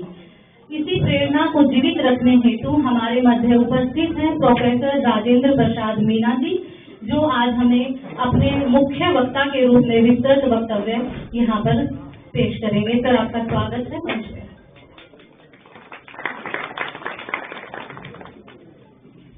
नमस्कार, आप सभी को जनजातीय गौरव दिवस की बहुत बहुत शुभकामनाएं बधाई। मैं आज के इस कार्यक्रम के लिए माननीय कुलपति महोदय प्रोफेसर रिंकी बेमानी मैडम का बहुत बहुत आभार व्यक्त करता हूँ। मैं प्रोफेसर हरियाणा के विश्वविद्यालय से आया हूँ। मैं माननीय मंत्री महोदय बेदी साहब जी का भी स्वागत मेरे इस प्रकार के कार्यक्रम में आपने शोभा बढ़ाने के लिए। मैं बताना चाहूँगा कि जो आज का जो जनजातीय गौरव दिवस मनाया जा रहा है, जिसमें हम देखते हैं कि सभागार में सभी छात्र, विश्वविद्यालय के परिवार के सभी जन गणमान्य लोग उपस्थित हैं। मैं बताना चाहूँगा कि जो बिरसा मुंडा जो जनजाति समुदाय से आते थे, उनको धरती आबा के नाम से यानी धरती के पिता के नाम का एक सम्मान दिया गया। उनको भगवान बिरसा मुंडा भी कहा जाता है। भगवान बिरसा मुंडा जयंती जनजातीय गौरव दिवस का हम सभी के घरों का प्रेरणा का अवसर है। यह दिन केवल ऐतिहासिक तिथि नहीं बल्कि जननायक की स्मृति का उत्सव है, जिसमें जनजातीय समाज की अस्मिता, संस्कृति और अधिकारों की रक्षा के लिए अपना संपूर्ण जीवन समर्पित कर दिया। भगवान बिरसा मुंडा का जन्म 15 नवंबर 1875 को झारखंड राज्य के खूंटी जिले में अलीहाती गांव में हुआ। वे एक गरीब मुंडा जनजाति परिवार से आते थे। बचपन से ही बिरसा अत्यंत बुद्धिमान, अनुशासित और संवेदनशील बालक थे। उन्होंने अपने समाज में व्याप्त गरीबी, अन्याय, अंग्रेजी शासन की कठोर नीतियों को गहराई से महसूस किया। कुछ समय तक उन्होंने प्रारंभिक शिक्षा प्राप्त की। उसके उपरांत वे मिशनरी स्कूल में गए, जहाँ पर मिशनरी स्कूल में जाने पे वहाँ पर उनके जो शिक्षक थे, ईसाई जो शिक्षक थे, उनके द्वारा जो मुंडा जनजाति है उस जनजाति के ऊपर टिप्पणी की गई अभद्र रूप से, तो उन्होंने आक्रोश में आकर के उस क्लास का बहिष्कार किया। उसके उपरांत उनको उस विश्वविद्यालय के द्वारा बाहर कर दिया गया और उन्होंने पढ़ लिया कि मैं मेरी जनजाति समाज का, इससे समाज में व्याप्त विभिन्न प्रकार की बुराइयों का दूर करने के लिए, सचेतना करने के लिए जन जागृति का एक मशाल जलाई उन्होंने समाज के अंदर, जनजातीय समाज में। इसी को कहते हैं कि इनको folk hero भी कहा जाता है जनजातियों का, बिरसा मुंडा जी को, क्योंकि बिरसा मुंडा ने अपने जीवन में केवल राजनीतिक विद्रोह ही नहीं किया बल्कि समाज में सुधार की एक नई धारा प्रवाहित की। उन दिनों आज भी देखते हैं कई जगह पर, उन समय पर ज्यादा था, जो ईसाई मिशनरीज थे, जो विशेष रूप से आदिवासी समुदाय है, जो बहुत ही सहज सरल और विचार के होते हैं, उनका धर्म परिवर्तन करने पे जोर दिया जाता था। तो उस धर्म परिवर्तन के खिलाफ और जो जमींदारी व्यवस्था थी, लगान की व्यवस्था थी, उसके खिलाफ उन्होंने आंदोलन छेड़ा और अपने समाज को जागृत किया कि ये लगान नहीं देनी है और हमें हमारे जो सांस्कृतिक मूल्य हैं, जैसा कि जो जनजाति समुदाय है, आप जानते हैं कि मातृ सत्तात्मक उनकी व्यवस्था है, उसमें उसकी पूजा की जाती है और प्रकृति के प्रेमी रहते हैं, प्रकृति का संरक्षण करते हैं और हमारे जो विकास की जो धारा है वो जंगल से ही निकली है। जैसे कि कुणाल जी ने, आनंद जी वैशाम ने और डाबरा जी मैडम ने बताया कि इनका भारत के विकास में कहीं ना कहीं महत्वपूर्ण योगदान रहा है जनजातीय समुदाय का। इसी क्रम में 19वीं शताब्दी में झारखंड में आसपास के जनजातीय इलाकों जमीन पर कब्जा करना शुरू हुआ और वहाँ पर जो जमीन अधिग्रहण किया जा रहा था, यानी उसमें जो जनजातीय समुदाय की जमीन थी वो जमीन दूसरे जो अंग्रेज शासक थे वो अपने लिए या और किसी पर्पज से ले रहे थे। जंगल के जो संसाधन थे उनका दोहन करने के लिए, उनका उपयोग करने के लिए उनको वंचित किया जा रहा था, क्योंकि आदिवासी समुदाय का जो मुख्य जो रोजगार का या जीवन यापन का माध्यम था वो सिर्फ जंगल पे ही निर्भर था। इसके लिए माननीय प्रधानमंत्री महोदय जी ने जनजातीय गौरव दिवस मनाया कि हमें कि 150वीं जयंती मना रहे हैं हम आने वाले समय में, तो हमें किस प्रकार से हमारी जो विरासत है और विकास, तो विरासत को हमारे विकास के साथ लेके चलना है और हमारी जो समृद्धशाली जो इतिहास संस्कृति रही है उसको हमें गर्व करना है, गौरवान्वित महसूस करना है और समाज में जो व्याप्त जो समस्याएं हैं उनको कहीं ना कहीं दूर करना है। ऐसे योद्धा जिनका कहीं ना कहीं देश के सामने उनको लेके नहीं आ पाए ढंग से, वर्तमान भारत सरकार ये प्रयास कर रही है कि जो भी स्वतंत्रता सेनानी रहे हैं, स्वतंत्रता के आंदोलन में जिन्होंने आहुति दिया है, उनके योगदान को, उनके बलिदान को जन जन तक पहुंचाया जाए, ताकि हम सब उनकी जो विचार था, उनका योगदान था, उसको गौरवान्वित महसूस करें उसको, और हमारे आगे वाले जीवन में कहीं ना कहीं उनसे आदर्श लेकर के आगे बढ़ेंगे। इसी में हम देखते हैं कि 1899 से 90 के बीच में उर्दूवन यानी हलचल का नेतृत्व उन्होंने किया। अगुआ राज अर्थात हमारा देश हमारा राज के ऊपर उन्होंने जोर दिया। ये आंदोलन केवल अंग्रेजों के विरुद्ध नहीं था, बल्कि जनजातीय समाज की स्वतंत्र पहचान और उनके अस्तित्व का प्रतीक था। इन्होंने ब्रिटिश अत्याचारों के विरुद्ध गोरिल्ला युद्ध यानी छापामार युद्ध का प्रारंभ किया, जिससे ब्रिटिश शासन के जो अंग्रेज सिपाही थे उनको बच पाना बड़ा मुश्किल हो रहा था। उसी समय उन्होंने, आप देखें कि 550 किलोमीटर से भी अधिक एरिया के अंदर जो बिरसा मुंडा थे उनका जो जन आंदोलन था फैल चुका था और उनको रोक पाना उनके लिए बड़ा मुश्किल होता जा रहा था। तो उन्होंने उनको 24 अगस्त 1895 को गिरफ्तार किया और 2 साल तक इनको जेल में रखा, बड़ी यातनाएं दी और इनको जब जेल से वो ले जाया जा रहा था मजिस्ट्रेट के सामने, तो बड़ी जनता के सामने लेके गया था कि अपमानित महसूस किया जाए और लोग डरें कि इस प्रकार की कठोर यातनाएं दी जाती हैं जिससे कि लोग आगे इस प्रकार का क्रांति का साहस नहीं कर पाए। आप देखते हैं कि इन्होंने 89 से अधिक जो वहाँ के साहूकार थे या यूँ कहें कि अंग्रेज शासक थे, उनके विभिन्न प्रतिष्ठान थे, उनका अपना झंडा जो मतलब सफेद झंडा हुआ करता था, तो यूनियन जैक का जो झंडा था उसको उतार के फेंका और उसकी जगह हमारा लगाया। यानी आजकल सम्मान की बात थी, भारतीयता की बात थी, हमारे भारत की लिए संस्कृति सभ्यता है कि हम स्वयं का शासन करें, हम इनके अधीन नहीं रहेंगे। उन्होंने एक अलग जगाने का प्रयास किया और समाज के विभिन्न वर्गों को संगठित किया इन्होंने। और चाईबासा जो है इनका योगदान 96 से लेकर के 90 तक इनका आंदोलन रहा। इन्होंने जो एक डूबी पहाड़ी थी वहां पर एक सामान्य सभा कर रहे थे, उस सभा के अंदर देखेंगे कि लगभग 4-5 हजार के आसपास लोग थे।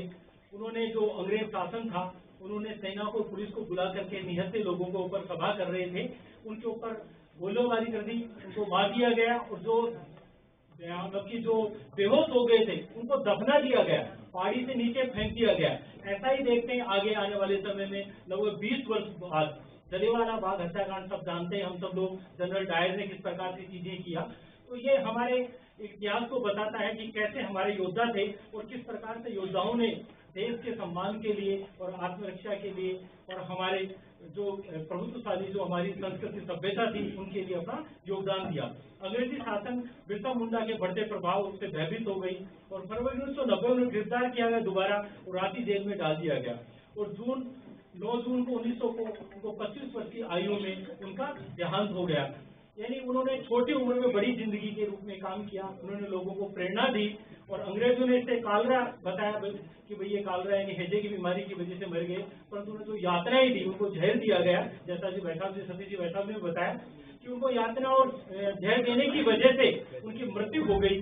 तो उन्होंने मन के अपने जो समाज, सोसाइटी और आदिवासी जो जनजाति समुदाय है उसके अंदर जो अलग जगही, जो क्रांति की मसाल जगही, उसके लिए आज हम जनजातीय जो जागृति के ऊपर जो जनजातीय गौरव दिवस के रूप में मना रहे हैं। बिरसा मुंडा की मृत्यु के बाद उनका प्रभाव समाप्त नहीं हुआ और देखते हैं कि 1908 में छोटा नागपुर टेनेसी एक्ट पारित किया गया। उस टेनेसी एक्ट में था कि पहले जो जमीन अधिग्रहण कर दी जाती थी और वो इस एक्ट के बाद में जो जनजाति समुदाय के लोग थे उनकी जमीन उन्हीं के पास रहेगी, उनको अधिग्रहण नहीं कर सकते, यानी दूसरे को किसी के नामांतरण नहीं हो सकते, दूसरे के नाम नहीं हो सकती, यानी उनको उनकी जो संघर्ष था, उन्होंने जो कार्य किया वो कहीं ना कहीं आगे जाकर के चीजें रहा। तो मैं बताना चाहूंगा कि जो हमारा जो सभ्यता संस्कृति है, यानी हमारा जो वसुदेव कुटुंबकम है, जिसमें हम एक भारत श्रेष्ठ भारत की संकल्पना करते हैं, जिसमें किसी भी समाज जाति प्रथा किसी का भी रहा हो, पर उन सभी महान योद्धाओं ने देश के स्वतंत्र आंदोलन में अपनी आहुतियां दी है और आहुति देकर के आज हम सबको एक आजादी दिलवाई है। उस आजादी के रूप में कहने को गौरव दिवस हम भारत सरकार की माननीय मोदी जी की प्रेरणा से हम सब मना रहे हैं। मैं विश्वविद्यालय परिवार की मुखिया कुलगुरु प्रोफेसर दीप्ति दरवानी मैडम को बहुत बहुत बधाई देता हूँ और ये बताना चाहूंगा कि ऐसा कार्यक्रम जहाँ आप देखते हैं कि हरियाणा राज्य के अंदर जनजातीय समुदाय नहीं है, फिर भी हरियाणा सरकार और विश्वविद्यालय के द्वारा इस प्रकार के आयोजन किए जा रहे हैं। ये बताता है कि हम समावेशी विकास के रूप बढ़ रहे हैं, हम सबको साथ लेके चलना चाहते हैं, सबका साथ सबका विकास करना चाहते हैं। बहुत बहुत आभार, धन्यवाद, नमस्कार।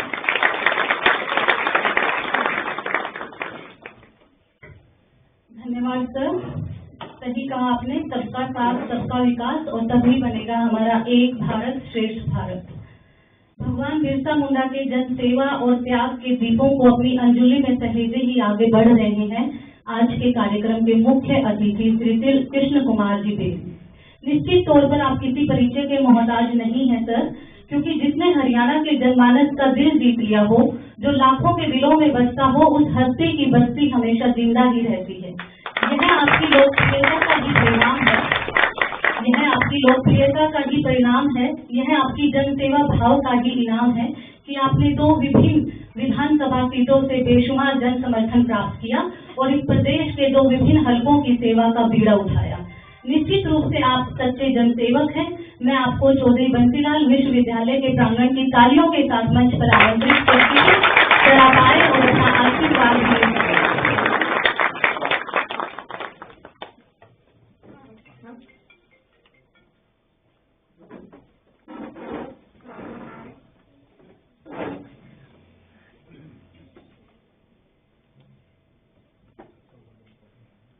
आप सभी काफी देर से इस सेमिनार हॉल में हैं और बहुत से महानुभाव आज इस कार्यक्रम की शोभा को बढ़ा रहे हैं।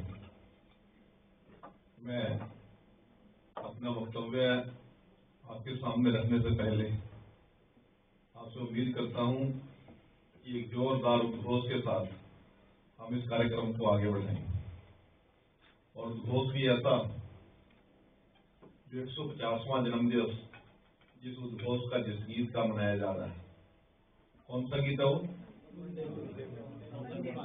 कल परसों आपने यहाँ पे साथ को किया होगा ना, एक बार जोर से बोलेंगे ना, वंदे मातरम, पीछे बोल रहे वंदे मातरम, वंदे मातरम, वंदे मातरम। बोलो भारत माता की जय, भारत माता की जय।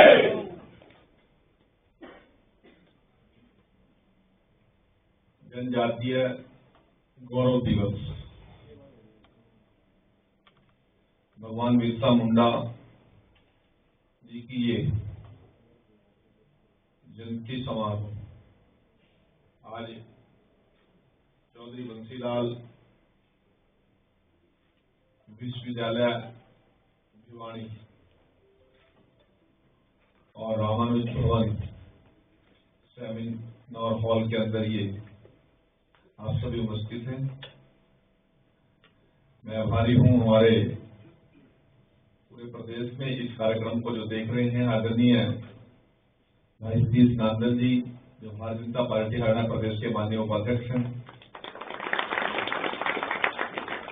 हमारे वाइस चांसलर, हमारी छोटी बहन दीप्ति जी, जिला के सम्मानित अध्यक्ष भाई वीरेंद्र कौशिक जी, हमारे जिला की प्रभारी रोहतक की मेयर रही हमारी लाडली बहन रेणु डावला जी, प्रोफेसर राजेंद्र प्रसाद मीना जी, आदरणीय राजकुमार जी, प्रदीप प्रजापति जी, जिला संयोजक श्रीमती रेखा राघव जी, रमेश पचरवाल जी, संदीप चौरान जी, हमारी बहन मीना परमार जी, यहाँ पर उपस्थित एसडीएम महेश जी, भाई शिवराज जी जो मंडल अध्यक्ष हैं, जगत कौशिक जी, डॉक्टर अशोक ढाका जी, प्रदीप राणा जी, राजेश जांगड़ा जी, शालू अरोड़ा जी, के ग्रोवर जी, डॉक्टर कुणाल जी, लवकेश जी,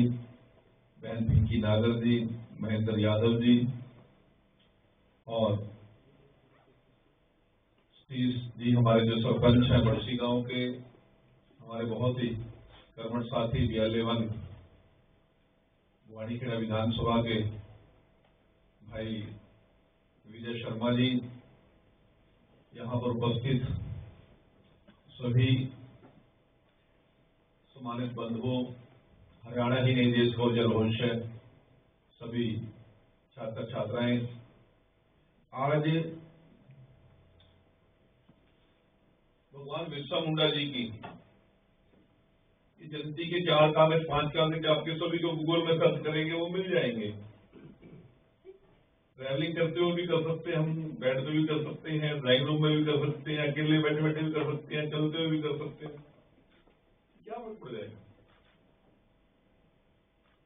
हमें इस मकसद के लिए जाना है कि ये कार्यक्रम आयोजित करने के पीछे सरकार की मंशा क्या है।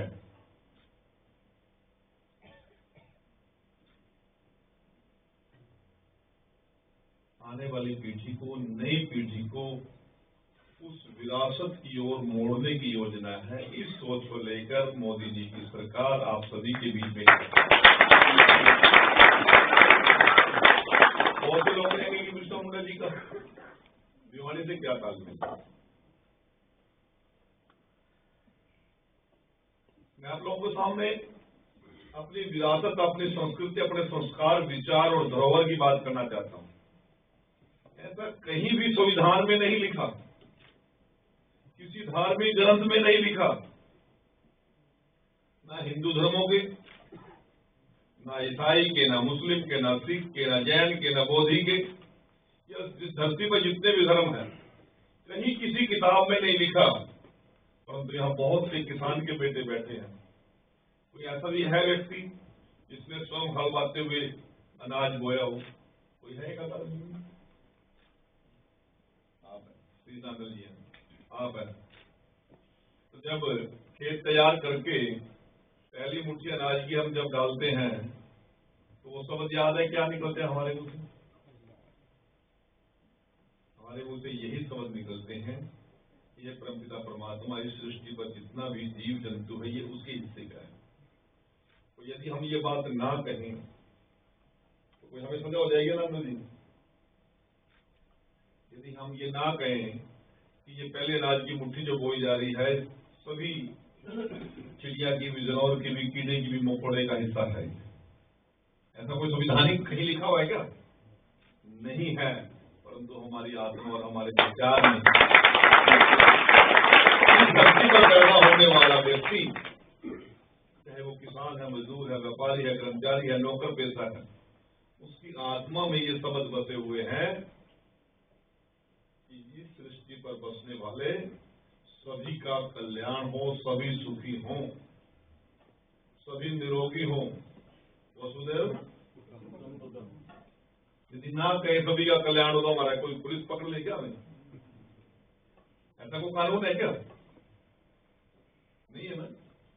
क्योंकि देश और विचार कानून से अलावा भी चलते हैं। भगवान बिरसा मुंडा जी ने अब ऐसी कौन सी प्रेरणा रही होगी कि 25 साल की आयु पूरे करते करते पूरे उस जनजाति समाज को नहीं, इस भारत की आत्मा को जगाकर चले गए। उस स्वाभिमान को जगाने का उन्होंने काम किया। आपने भगत सिंह जी पढ़े होंगे, राजगुरु और सुखदेव जी पढ़े होंगे। 23 साल की आयु में तो भगत सिंह जी इस दुनिया से चले गए। कितनी बड़ी प्रेरणा रही होगी। अब 23 साल या 25 साल की एज के कितने लोग बैठे हैं, फिर राहत खड़े करेंगे तो 25 से ऊपर के हैं। मैं पूछ रहा हूँ ना कितने लोग बैठे हैं, 1 2 3 4, तो माना क्या इसमें? कोई ऐसा कुछ टैक्स नहीं है यहाँ पे 25 साल के आप कम हो तो आपने वो तो हो। तो मैं आप लोगों से पूछना चाहता हूँ वो प्रेरणा कहां से मिली होगी? भगत सिंह जी को पता था कि मैं दुनिया से चला जाऊंगा, आजादी होगी तो मुझे क्या मिलेगा। वो सोच के बैठ जाते क्या देश आजाद होता? क्या उन विदेशी ताकतों को भारत छोड़ने का एहसास होता? या जो जुल्म जाति यहां पर वो लोग कर रहे थे उसमें कहीं ना कहीं उनके दिलो दिमाग में कोई ना कोई भय हो बैठता? 23 साल की उम्र क्या होती है? कोई ना कोई तो प्रेरणा, कोई ना कोई शक्ति, कोई ना कोई स्वरूप ऐसा रहा होगा। उसी प्रकार से बिरसा मुंडा जी, भगवान बिरसा मुंडा जी ने 25 साल की आयु, केवल मैं स्टडी कर रहा था, केवल 25 साल की आयु के अंदर अंदर पूरी दुनिया का मार्गदर्शन कर दिया। मुझे बड़े नजदीक से इस चीज को एहसास और महसूस करने का अवसर मिला 2023 के चुनाव के अंदर। मैं 63 दिन तक डूंगरपुर, राजस्थान का जो जनजातीय जिला है उसका इंचार्ज प्रभारी के रूप में मैं राजस्थान में रहा लगातार 63 दिन। तो टोटल का टोटल आदिवासी एरिया है, जनजातीय एरिया। मैंने ये आप तो गए हो, विजिट किया होगा। वहां पर हमारी जैसी चकाचौंध तो नहीं है, हमारे जैसी खूबसूरती तो नहीं है, हमारे जैसे उज्जवल कपड़े तो नहीं है, परंतु विचार हमसे बहुत आगे। इस पार्टी का प्रति प्रेम हमसे बड़ा है। बेईमाना उन लोगों के कहीं आस पास भी नहीं भटक रहा। यहाँ तो पहले झपकते ही रहता है कि उसका माल इसका माल इसकी जेब में कैसे आ जाए।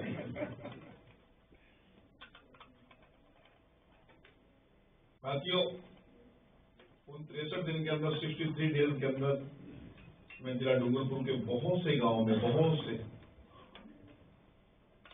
वहां की ढाणी या ये लगा लो कि जनजातीय क्षेत्रों में उन लोगों के साथ मिलने का, जुलने का, विचार करने का, जलपान करने का, भोजन करने का, क्योंकि पूरा जनजातीय एरिया, वहां मेंबर पार्लियामेंट भी एसटी थे, वहां के चारों विधानसभा सीटें भी एसटी की हैं, वहां का नगर पालिका भी एसटी चेयरमैन, वहां की पंचायतें भी 80%, पूरा पहाड़ी जनजातीय क्षेत्र।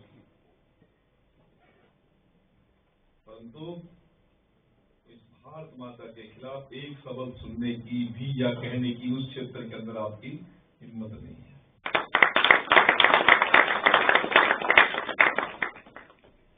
वही धरोहर को जीवंत रखना, जल, जंगल और जमीन के प्रति समर्पण, प्रत्येक घर के अंदर नहीं, चौक पर भी, हर गांव गली चौक में बिरसा मुंडा जी का वहां पे आपको स्टैचू मिलेगा। साथियों, इस संपत्ति को, इस धरोहर को, आप में से मुझे नहीं पता कितने लोग बैठे होंगे हेलीकॉप्टर में। जब मैं मंत्री बना तो कई बार हेलीकॉप्टर में मुख्यमंत्री जी के साथ भी जाने का मौका मिलता है, तो आंखों से पानी निकलता है जब हरियाणा का दौरा करते हैं। आप, ये बॉर्डर है आपका राजस्थान में, सड़क से भी जाएंगे तब भी हरियाली हरियाणा से ज्यादा नजर आएगी। आप जंगल हरियाणा से ज्यादा नजर आएगा। हरियाणा में तो 100 एकड़ के अंदर कोई एक पेड़ भी नजर नहीं आता। यह हमारी आधुनिकता है या इस प्रकृति का दोहन कर रहे हैं? हम क्या कर रहे हैं? इस विरासत को कहां पर लेकर जाना चाहते हैं? मनोहर लाल जी ने जब मुख्यमंत्री थे तो उन्होंने एक योजना बना दी, पानी बचाओ। उस समय मैं मंत्री था, विधायक था, शाहबाद मारकंडा से। वो धान का क्षेत्र, अब तो आपका भी धान का क्षेत्र हो गया, आंदोलन खड़ा हो गया बहुत बड़ा। कहते जमीन धान लगाने से क्यों रोक रहे हो? तो मुख्यमंत्री जी ने मीटिंग ली, उन्होंने कहा कि भाई पानी ये आपको कहां से मिला? कहते जी प्रकृति से। तो इसमें तुम्हारी पीढ़ी का अधिकार है क्या? नहीं। आने वाली पीढ़ियों को क्या देके जाओगे? मैं तो इसलिए आपको धान लगाने से रोक रहा हूँ। आप अपनी अपनी चिंता करें, आने वाली पीढ़ी के लिए आप क्या छोड़ के जा रहे हैं?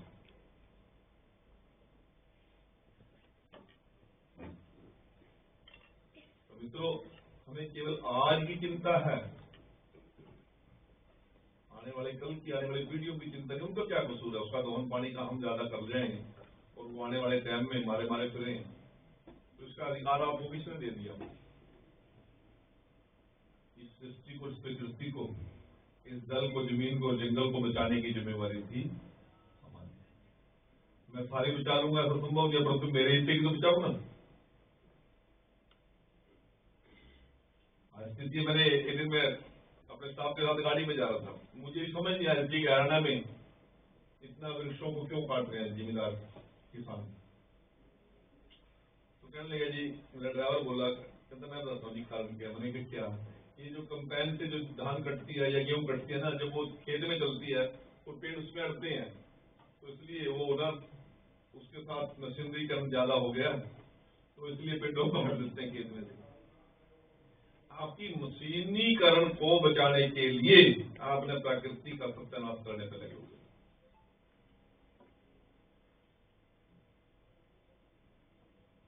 हमें बहुत गहराई से आज इस पावन अवसर पर इस प्रकृति को बचाने के लिए जो बिरसा मुंडा जी का संदेश था, जो समाज की जरूरत को आगे बढ़ाने का बिरसा मुंडा जी का जो संदेश है, इस हमारी विचार और सोच को आगे बढ़ाने का जो बिरसा मुंडा जी का संदेश है, उसको लेकर घर घर तक जाएं, इसलिए इस कार्यक्रम का आयोजन किया गया है। उन्होंने प्रकृति को बचाया, समाज में चेतना पैदा की, केवल एक वर्ग और एक क्षेत्र के लिए नहीं, सर्व समाज के लिए पैदा की है। मैं आप लोगों को एग्जाम्पल देकर अपनी बात को समापन की ओर लेके जाऊंगा। 2014 में 26 अक्टूबर 2014 में पहली बार हरियाणा में सरकार बनी। उसमें मैं माननीय मनोहर लाल जी के मंत्रिमंडल में मंत्री था। एक मैंने विचार किया, उनसे विचार किया, तो हमने 2015 में 24 अक्टूबर 2015 में कैथल के अंदर भगवान वाल्मीकि प्रगट दिवस मनाने का काम किया। वहीं पर हमने एक घोषणा की कि संत शिरोमणि रविदास जी महाराज, कबीर जी महाराज, doctor B are Ambedkar ji के जयंती समारोह भी सरकार बनाएगी। क्योंकि आप लोगों को तो पता, हरियाणा में तो रिवाज ही था, हरियाणा में तो रिवाज ही था कि संत महापुरुष की जयंती समारोह मनाने का। जो मुख्यमंत्री होता है उसके बाप दादा की जयंती मनाया करती थी, बाकी तो उसी की चर्चा नहीं। यूनिवर्सिटी बनेगी तो उन्हीं के नाम पर बनेगी। पहली बार संत महापुरुषों के लिए हमने शुरुआत की, और आज स्थिति ये है कि पूरे देश के अंदर इस बात को आगे बढ़ाने का हमारी सरकार ने काम किया। सभी संतों महापुरुषों के, चाहे सैन समाज है, चाहे सुरसैनी समाज है, चाहे हमारा 10 प्रजापति समाज है, चाहे परशुराम जी की जयंती है, चाहे धना भगत जी की है, चाहे गुरु तेग बहादुर जी का 350वां शहीदी दिवस हम मनाने जा रहे हैं। पूरे देश के अंदर इस प्रकार से संतों महापुरुषों के विचार को लेकर इस प्रकार के कार्यक्रमों के आयोजन की बहुत बड़ी सोच हमारी सरकार लेकर चल रही है। अभी पिछले दिनों 10 प्रजापति महाराज जी का आपके भिवाड़ी में कार्यक्रम हुआ था, तो किसी और तो कार में संभव था क्या ये? क्योंकि उनको तो अपने घर के महापुरुष भी काबू आवन थे, हमारे महापुरुष का रिकॉर्ड दोस्तों। उस कांग्रेस की सोच ने और उस विचार ने हमारे सर्वश्रेष्ठ को जीरो पर ला दिया था। ये आयोजन अभी हमारी सरकार कर रही है, 350वां शहीदी दिवस का कार्यक्रम चल रहा है। गुरु तेग बहादुर जी, मैं अभी पटना साहब गया था निमंत्रण देने के लिए, कल मैं नांदेड़ साहब से आया। अब जब तक आप नहीं जाओगे, नहीं समझोगे, किसी चीज के नजदीक नहीं जाओगे, तो बहुत सी विचारधाराओं से आपको जीवन भर वो मौका ही नहीं मिलेगा। तो देखिए,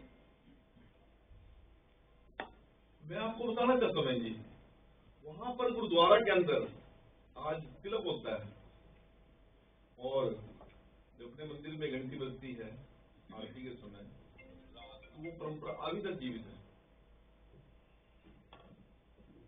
कारण कि जब मुगलों ने बहुत अत्याचार किए तब गुरु गोविंद सिंह जी उस क्षेत्र के अंदर गए थे, उन पंजाब के। उन लोगों को हौसला बढ़ाने के लिए, उन मुगलों को, औरंगजेब की सेना को टकराव लेने के लिए बहुत ज्यादा प्रभाव था, बहुत जुल्म जाते कर रहे थे, हिंदुत्व के ऊपर बहुत बड़ी चोट मार रहे थे, लोगों को जबरदस्त मुसलमान बनाया जा रहा था। तो उन्होंने वहां जाके कैंप किया और उन्होंने वहां अपने लोगों के बीच में जो मनोबल टूटा हुआ था अपने लोगों का, उनके बीच में रहने का काम किया। और एक दिन धोखे से औरंगजेब की सेना के लोगों ने आकर उनको यहाँ पे छुरा मार दिया। तो आगे ताकतवर थे, वो शत्रु से अपना बचाव तो कर पाए, परंतु बहुत गहरा चला गया छुरा। तो उस समय जिस प्रकार से 320 साल पुराने, 320 साल हो गए गुरु गोविंद सिंह जी की शहादत के, तो उस समय की जो व्यवस्था थी, जो ट्रीटमेंट था, उनको जो स्टिचेस वगैरह जिस प्रकार की व्यवस्था नहीं होंगी उस प्रकार का उनको किया, तो वो ठीक हो गए। और उन्होंने वहीं पे रेस्ट करने का, कैंप करने का मन बनाया। एक दिन उनका सैनिक जो वो तीर के ऊपर वो कमान को तीर चढ़ा रहा था, तो उस पर संभव नहीं हो रहा था, क्योंकि जो वैद थे हकीम थे, उनको रोका था भी आपने इससे ज्यादा प्रेशर नहीं जाने देना। तो वो जो सीले थे वो भी शायद 48 साल की उम्र में चले गए, गुरु गोविंद सिंह जी भी। उन्होंने कहा कि आप तो सैनिक भी थे, सेनापति भी थे वो, तो जब जोर से उन्होंने तीर चढ़ाया कमान पे, तो यहाँ दबाव पड़ा तो उनकी हथेलियां बाहर आ गई। तो बहुत ट्रीटमेंट की शुरुआत की, वहां पे इलाज किया, नहीं हुआ। तो उन्होंने कहा कि मेरा अंतिम समय आ गया, मैं परलोक को जाना है। परंतु मैं जाते आते एक परंपरा की शुरुआत करके जा रहा हूँ कि 10 पातशाही हैं, हमारे कहते हैं 10 पातशाही हैं। गुरु नानक देव जी पहली पातशाही हुई, मतलब जिनके हाथ में गुरु गद्दी रही है, और अंतिम पातशाही गुरु गोविंद सिंह जी के पास। तो उन्होंने कहा कि इसके बाद मानव देह का कोई व्यक्ति आगे गुरु गद्दी पर नहीं बैठेगा। ये जो गुरु ग्रंथ साहिब है, इसी को ही हमने गुरु मानना है, भगवान मानना है। तो बोलते भी है ना, गुरु मानियो ग्रंथ, सब सिखन को हुक्म है गुरु मानियो ग्रंथ। तो गुरु गोविंद सिंह जी ने ये विचार, और उस दिन से लेकर आज तक पूरा सिख समाज गुरु ग्रंथ साहब को ही गुरु का दर्जा देकर, तो ये परंपरा है, ये सोच लेकर कौन चलेगा? जिन लोगों की जिम्मेवारी थी वो तो परिवारवाद, इलाकावाद में उलझे थे। इस विरासत को, इस धरोहर को, इस विचार को, इस संस्कार को इस पीढ़ी तक कौन पहुंचाए? कौन पहुंचाए? हमारी जिम्मेवारी है, इन लोगों की जिम्मेवारी है, इन इंस्टीट्यूट की जिम्मेवारी है। इस सोच और विचार को जब तक हम जन जन तक लेकर नहीं जाएंगे, तब तक समाज का चहुमुखी विकास नहीं होगा।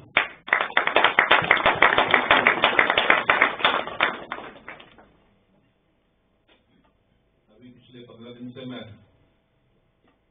बिहार में था, चुनाव में। कीर्तन जी मेरे साथ गए, इन्होंने एक चीज नोट की, लेकिन ये जो 50 साल पहले अपने समाज में था वो आज भी यहाँ पर जीवंत है। ध्यान नहीं दिया, कहते नहीं ध्यान मैंने दिया। मैं क्या, यहाँ पे परिवार का मुखिया बैठा है, चाहे मेरे बड़े भाई में और मेरी उम्र में 2 साल का अंतर है, परंतु आप परिवार का मुखिया जहाँ पर बैठा है, पूरे परिवार के लोग टहल देंगे आपके आस-पास, सामने नहीं बैठे। तो 50 साल पहले अपने समाज में की बदली, आज तो सबका पहला तो गराड़ी बैठा रहना है। किसी का इसमें मैं दूसरी सोच नहीं लेके जा रहा हूँ, परंतु एक विचार और सोच की बात है। हमने नव आयु की कोई भी बेटी या बहू बाहर नजर नहीं आई वहां पे। यहाँ गलती से मेरा पाँव निरंजन जी के पाँव के साथ टच कर गया, टकरा गया, गलती से लग जाता है, टच कर देता, पूरी टच कर जाती है। हमारी तरफ सॉरी नहीं बोलते वो आपके पाँव को 20 बार ऐसे, तब जाके उनको मन को शांति मिलती है। ये ऐसा और क्या कहेंगे हम, हाँ जी ये बिहारी तो जी जनरल नॉलेज कम है। अरे जनरल नॉलेज तो उनको है, मानना कम हो रही है।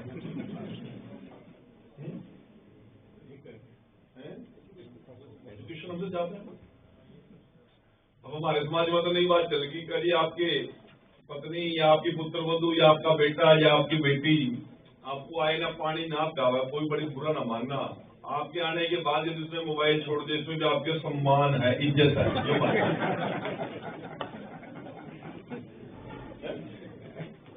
हमें देखिएगा ना, वो यूथ ने पैर दूर पकड़ना किसी का सिर्फ पल्ला गिरने की यूथ नहीं, अब मोबाइल छोड़ दिया अगले की इज्जत हो जाएगी। बोलो भारत माता की। ये सोच और विचार जन जन तक रहे, आने वाली पीढ़ियों तक रहे, इस सोच को लेकर भगवान बिरसा मुंडा जी का आज जयंती समारोह पूरे देश के अंदर योजना विचार और सोच को लेकर आगे बढ़ने की सोच को लेकर हम चले हैं। इस कार्यक्रम में आप सभी शरीक हुए, मुझे भी मुख्य अतिथि के तौर पर आपने बोलने का अवसर दिया। मैं दिल की गहराइयों से जहां विश्वविद्यालय की सभी हस्तियों का आभार प्रकट करता हूं, जिला के अध्यक्ष माननीय वीरेंद्र कौशिक जी और पूरी टीम का, और हमारे इस कार्यक्रम के योजक एवं संयोजक भाई सतीश नंदन जी और हमारे जिला की प्रभारी बहन रेणु डावला जी के साथ आप सभी का अभिनंदन और स्वागत करता हूं। आप सभी का जीवन सुखमय हो, तरक्की का हो, उन्नति का हो, बहुत बहुत आभार, बहुत बहुत धन्यवाद। और अंत में जब मैं मंच पे बैठा था, आपके वीसी मेरी छोटी बहन है, बहुत समय है मेरे, लगातार कान में कुछ बोल रहे थे, आप कहते हो पता नहीं क्या बात कर रहे हैं, ये आपके भलाई के लिए बार बार भाई साहब हॉस्टल नहीं है, भाई साहब हमारा लड़कियों का हॉस्टल तो लगभग तैयारी में पहुंच गया है, हमारी बाउंड्री की समस्या है, हमारे पास इरिगेशन का पानी नहीं आ रहा है, यही चर्चा कर लेती है।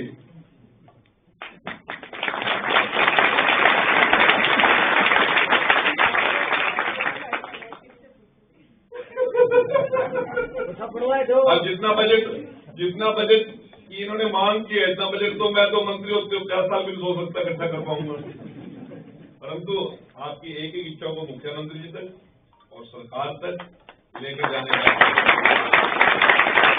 विश्वास के साथ इतना भव्य, मैं तो थोड़ा सा चेक किया ना आप भव्य कैंपस के लिए, और यहाँ के आप 3000 के आसपास आप स्ट्रेंथ बता रहे हैं बच्चों की, ये और विश्वविद्यालय आगे बढ़े, इस सोच और विचार को लेकर मैं आप सभी का आभार प्रकट करता हूं, धन्यवाद करता हूं। देवी शहर के लिए मांगता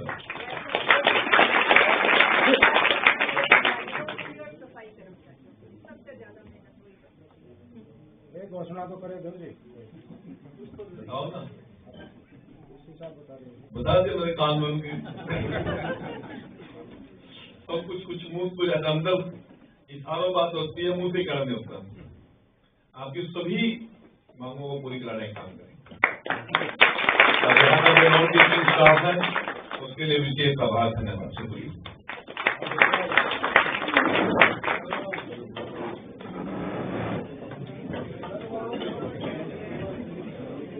धन्यवाद सर। माननीय मंत्री जी ने बिल्कुल सही कहा कि प्रकृति का दोहन हम सब के द्वारा बड़ी मात्रा में किया जा रहा है और जो एक बड़ी समस्या है। आज हम यहाँ पे आज का जो पावन अवसर है बिरसा मुंडा जी की जयंती पर हम सब एक शपथ लेकर जाएं कि प्रकृति का दोहन हम रोकेंगे, अपने हिस्से का दोहन जो मंत्री जी ने कहा वो हम रोकेंगे। आज इस शपथ के साथ हम एक नारा यहाँ पर लेते हैं।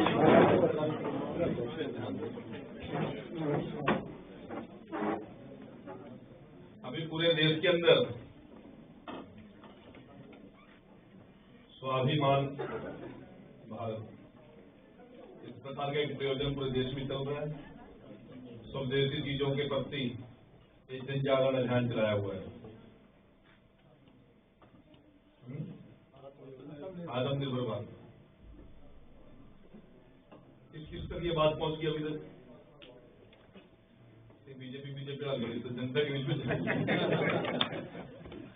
आत्मनिर्भर भारत का यही मकसद है कि हमारी परंपरागत चीजों का उसी प्रकार से सम्मान हो।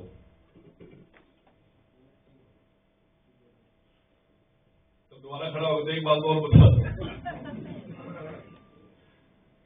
जब मैं मंत्री था पहली बार, मनोहर जी ने निर्णय लिया कि हम ग्रुप डी के लिए भी एग्जाम लेंगे।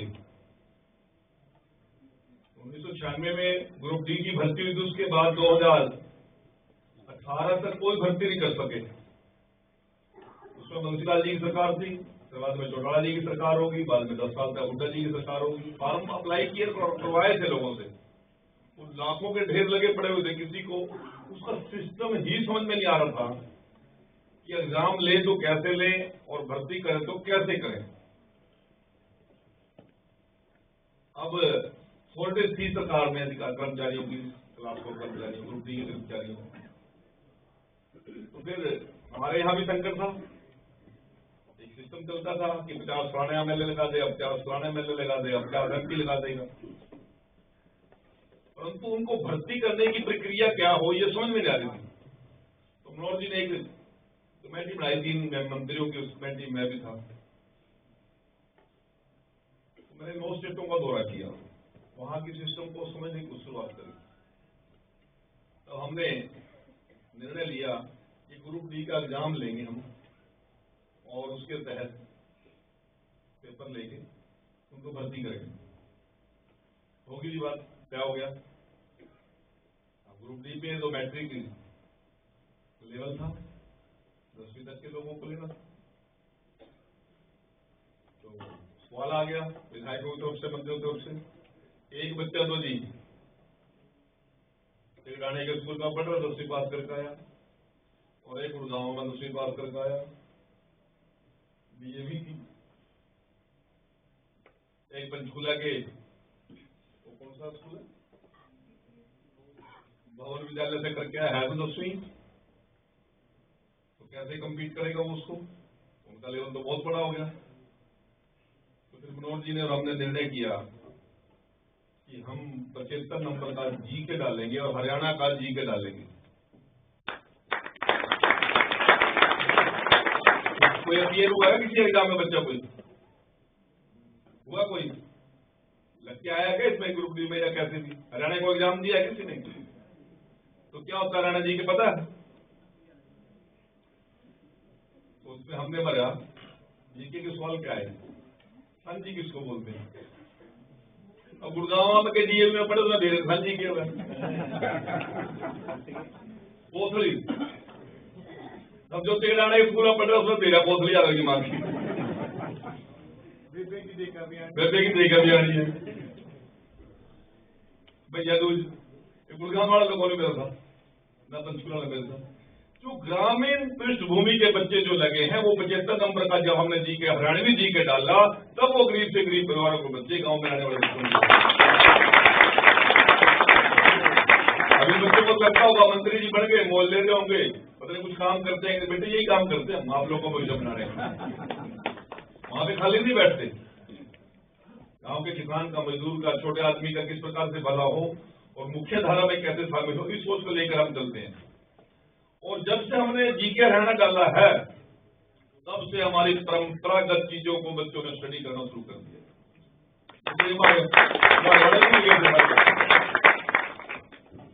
हाँ जी, और सुहागा, ये सब चीजें आप हरियाणा GK में आती है ना, पढ़ता है कोई आते है ना। तो इसीलिए डाली थी हमने कि आपको बेसिक चीजें पता लगे और अपने समाज की मुख्य चीजों से आज ये सब चीजें हमने हमारे GK में डाली। तो इसलिए जो ग्रामीण पृष्ठभूमि के बच्चे आज भर्ती हो रहे हैं, रोजगार में आ रहे हैं, उन लोगों को इसलिए अवसर मिलता है। अब मेरे बेटा और मेरी बहू इकट्ठे एग्जाम दे के आए,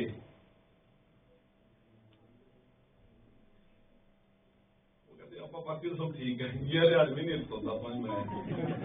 मतलब बेटे जिनकी तैयारी करनी पड़ेगी, ये चीजों में जाना पड़ेगा, हमें मूल की ओर लौटना पड़ेगा, तभी चहुमुखी विकास होगा।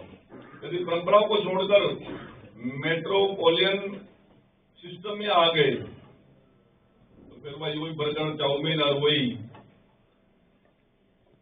सिस्टम आपका डाइजेशन भी खराब कर देगा और समाज को भी खराब कर देगा। कभी कभी बाजे रोटी तो पकाने सीखनी पड़ेगी बेटे आपने।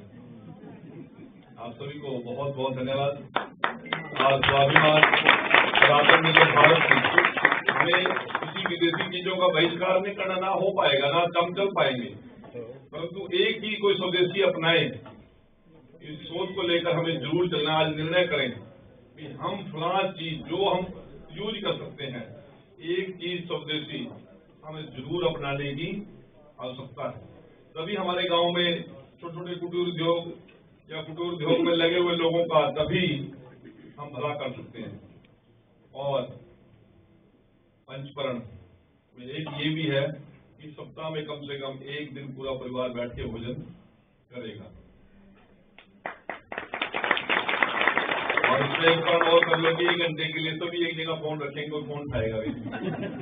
ये भी एक बहुत बड़ी अनुकंपा के ऊपर जाएगी, सरकार पे भी, समाज पे भी और परिवार के ऊपर। धन्यवाद। सामने बैठे सब ये चाह रहे थे कि आपसे कितनी देर बैठे बोलेगा, कोई बोर नहीं होने वाला था इतना लंबे समय। धन्यवाद महोदय। और हम आपको आश्वस्त करते हैं कि आपका स्वावलंबी भारत, आत्मनिर्भर भारत, स्वदेशी अपनाओ और हरा भरा हरियाणा जैसे विचारों को हम आगे तक लेकर जाएंगे। एक बार जोरदार तालियां मंत्री जी के लिए प्रेरक वक्तव्य के लिए। अपने मंच पर आमंत्रित करती हूँ धन्यवाद ज्ञापन के लिए प्रोफेसर जितेंद्र भारद्वाज जी को। सर आप आए और धन्यवाद ज्ञापन प्रेषित करें।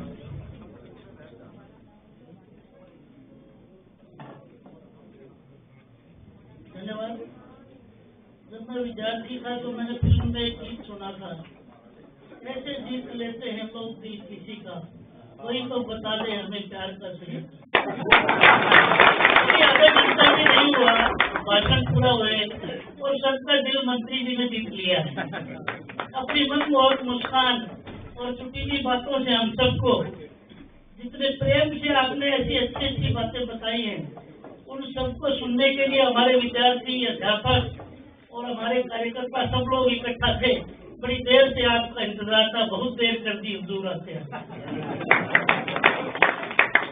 आदरणीय श्री कृष्ण बेदी जी, सामाजिक अधिकारिता कल्याण मंत्रालय, आर्किटेक्चर विभाग, हरियाणा सरकार, आज बिरसा मुंडा भगवान जी की जयंती के अवसर पर, जनजातीय गौरव दिवस के अवसर पर आपने आज हमारे विश्वविद्यालय में पहुंचकर विश्वविद्यालय का गौरव बढ़ाया है और हम सबको एक नई प्रेरणा दी है कि किस प्रकार भारत के संविधान के अनुरूप जो विभेदकारी मूलक न्याय का सिद्धांत है और जो सामाजिक समावेश का सिद्धांत है, जिसको लेकर मोदी जी 2014 से चले हैं, सबका साथ सबका विकास, उसको कैसे लेकर के हमें आगे चलना है, उसके बारे में आपने जो संदेश दिया है, उसके लिए मैं विश्वविद्यालय की ओर से आपका हार्दिक आभार व्यक्त करता हूँ। मैं आभारी हूँ हमारे आज के मुख्य वक्ता प्रोफेसर राजेंद्र कुमार मीणा जी का, जो स्वयं एक जनजातीय समाज के प्रतिनिधि हैं और हमारे केंद्रीय विश्वविद्यालय में आप कॉमर्स विभाग के प्राध्यापक भी हैं। उन्होंने भी आकर के बिरसा मुंडा जी के जीवन के बारे में, उनके कर्तृत्व के बारे में हम सबका ज्ञानवर्धन किया है। आदरणीय मीणा जी का हार्दिक आभार। हमारे भारतीय जनता पार्टी के आदरणीय अधिकारी किसान पुत्र श्री सतीश नांदल जी, जिन्होंने अपनी जमीन से जुड़ी बातों से हम सब अनुभवों को साझा किया। बहन रेणु डाबला जी, जिन्होंने अपने अनुभवों से हम सबका ज्ञान विस्तार किया। मैं आपका भी हृदय की गहराइयों से आभार व्यक्त करता हूँ। विश्वविद्यालय परिवार की ओर से आपका हार्दिक अभिनंदन करता हूँ। हमारे बीच में इस सारे कार्यक्रम के सूत्रधार के रूप में उपस्थित रहे हमारे जिला अध्यक्ष भाजपा के प्रोफेसर वीरेंद्र कौशिक जी, उन्होंने भी हम सबका ऐसा अवसर प्रदान किया इतिहास विभाग को कि वो इस तरह के कार्यक्रमों का आयोजन कर सके। और सबसे अंत में इस विश्वविद्यालय को जो कुलगुरु के रूप में नहीं, गुरु माता के रूप में जो संचालित कर रही हैं, ऐसी आदरणीय प्रोफेसर दीप्ति धर्मानी जी, जिनका वरद हस्त हम सब के सर पर रहता है और हम सब बड़े बड़े काम करते जाते हैं, ऐसे उनका भी मैं इतिहास विभाग की ओर से भी हार्दिक अभिनंदन करता हूँ। धन्यवाद। भारतीय जनता पार्टी से जुड़े हुए अनेक नागरिक कार्यकर्ता यहाँ इस कार्यक्रम में आए हैं, उन सबका भी मैं आभार व्यक्त करता हूँ। विश्वविद्यालय के सभी आदरणीय प्राध्यापक, कर्मचारीगण और सभी अध्यापकों, विद्यार्थियों का, छात्रों का भी इस जनजाति गौरव दिवस के ऊपर मैं सभी का हार्दिक आभार व्यक्त करता हूँ कि विश्वविद्यालय ने हमको ये अवसर प्रदान किया कि हर विभाग ऐसे गौरवशाली दिवस को मनाने के लिए निरंतर प्रयास करे और इस प्रकार हम अपनी परंपरा को आगे लेकर के चले। एक बार फिर से सबका हृदय की गहराइयों से आभार, धन्यवाद। जय भारत, वंदे मातरम। धन्यवाद सर। भारत सदा से ही वीरों और बलिदानियों की भूमि रहा है और हमारे मंच पर आसीन हमारे मुख्य अतिथि गण जो हैं वो भारत में सदैव शुरुआत से ही ऐसे जनसेवक रहे हैं और इसी जनसेवा का भाव देखते हुए मशहूर शायर अल्लामा इकबाल ने ये पंक्तियां लिखी होंगी कि कुछ बात है कि हस्ती मिटती नहीं हमारी, सदियों रहा दुश्मन दौर ए जमा हमारा। इन्हीं पंक्तियों के साथ आप सभी का बहुत बहुत धन्यवाद और आभार और मेरा निवेदन कि सभी अपने स्थान पर राष्ट्रगान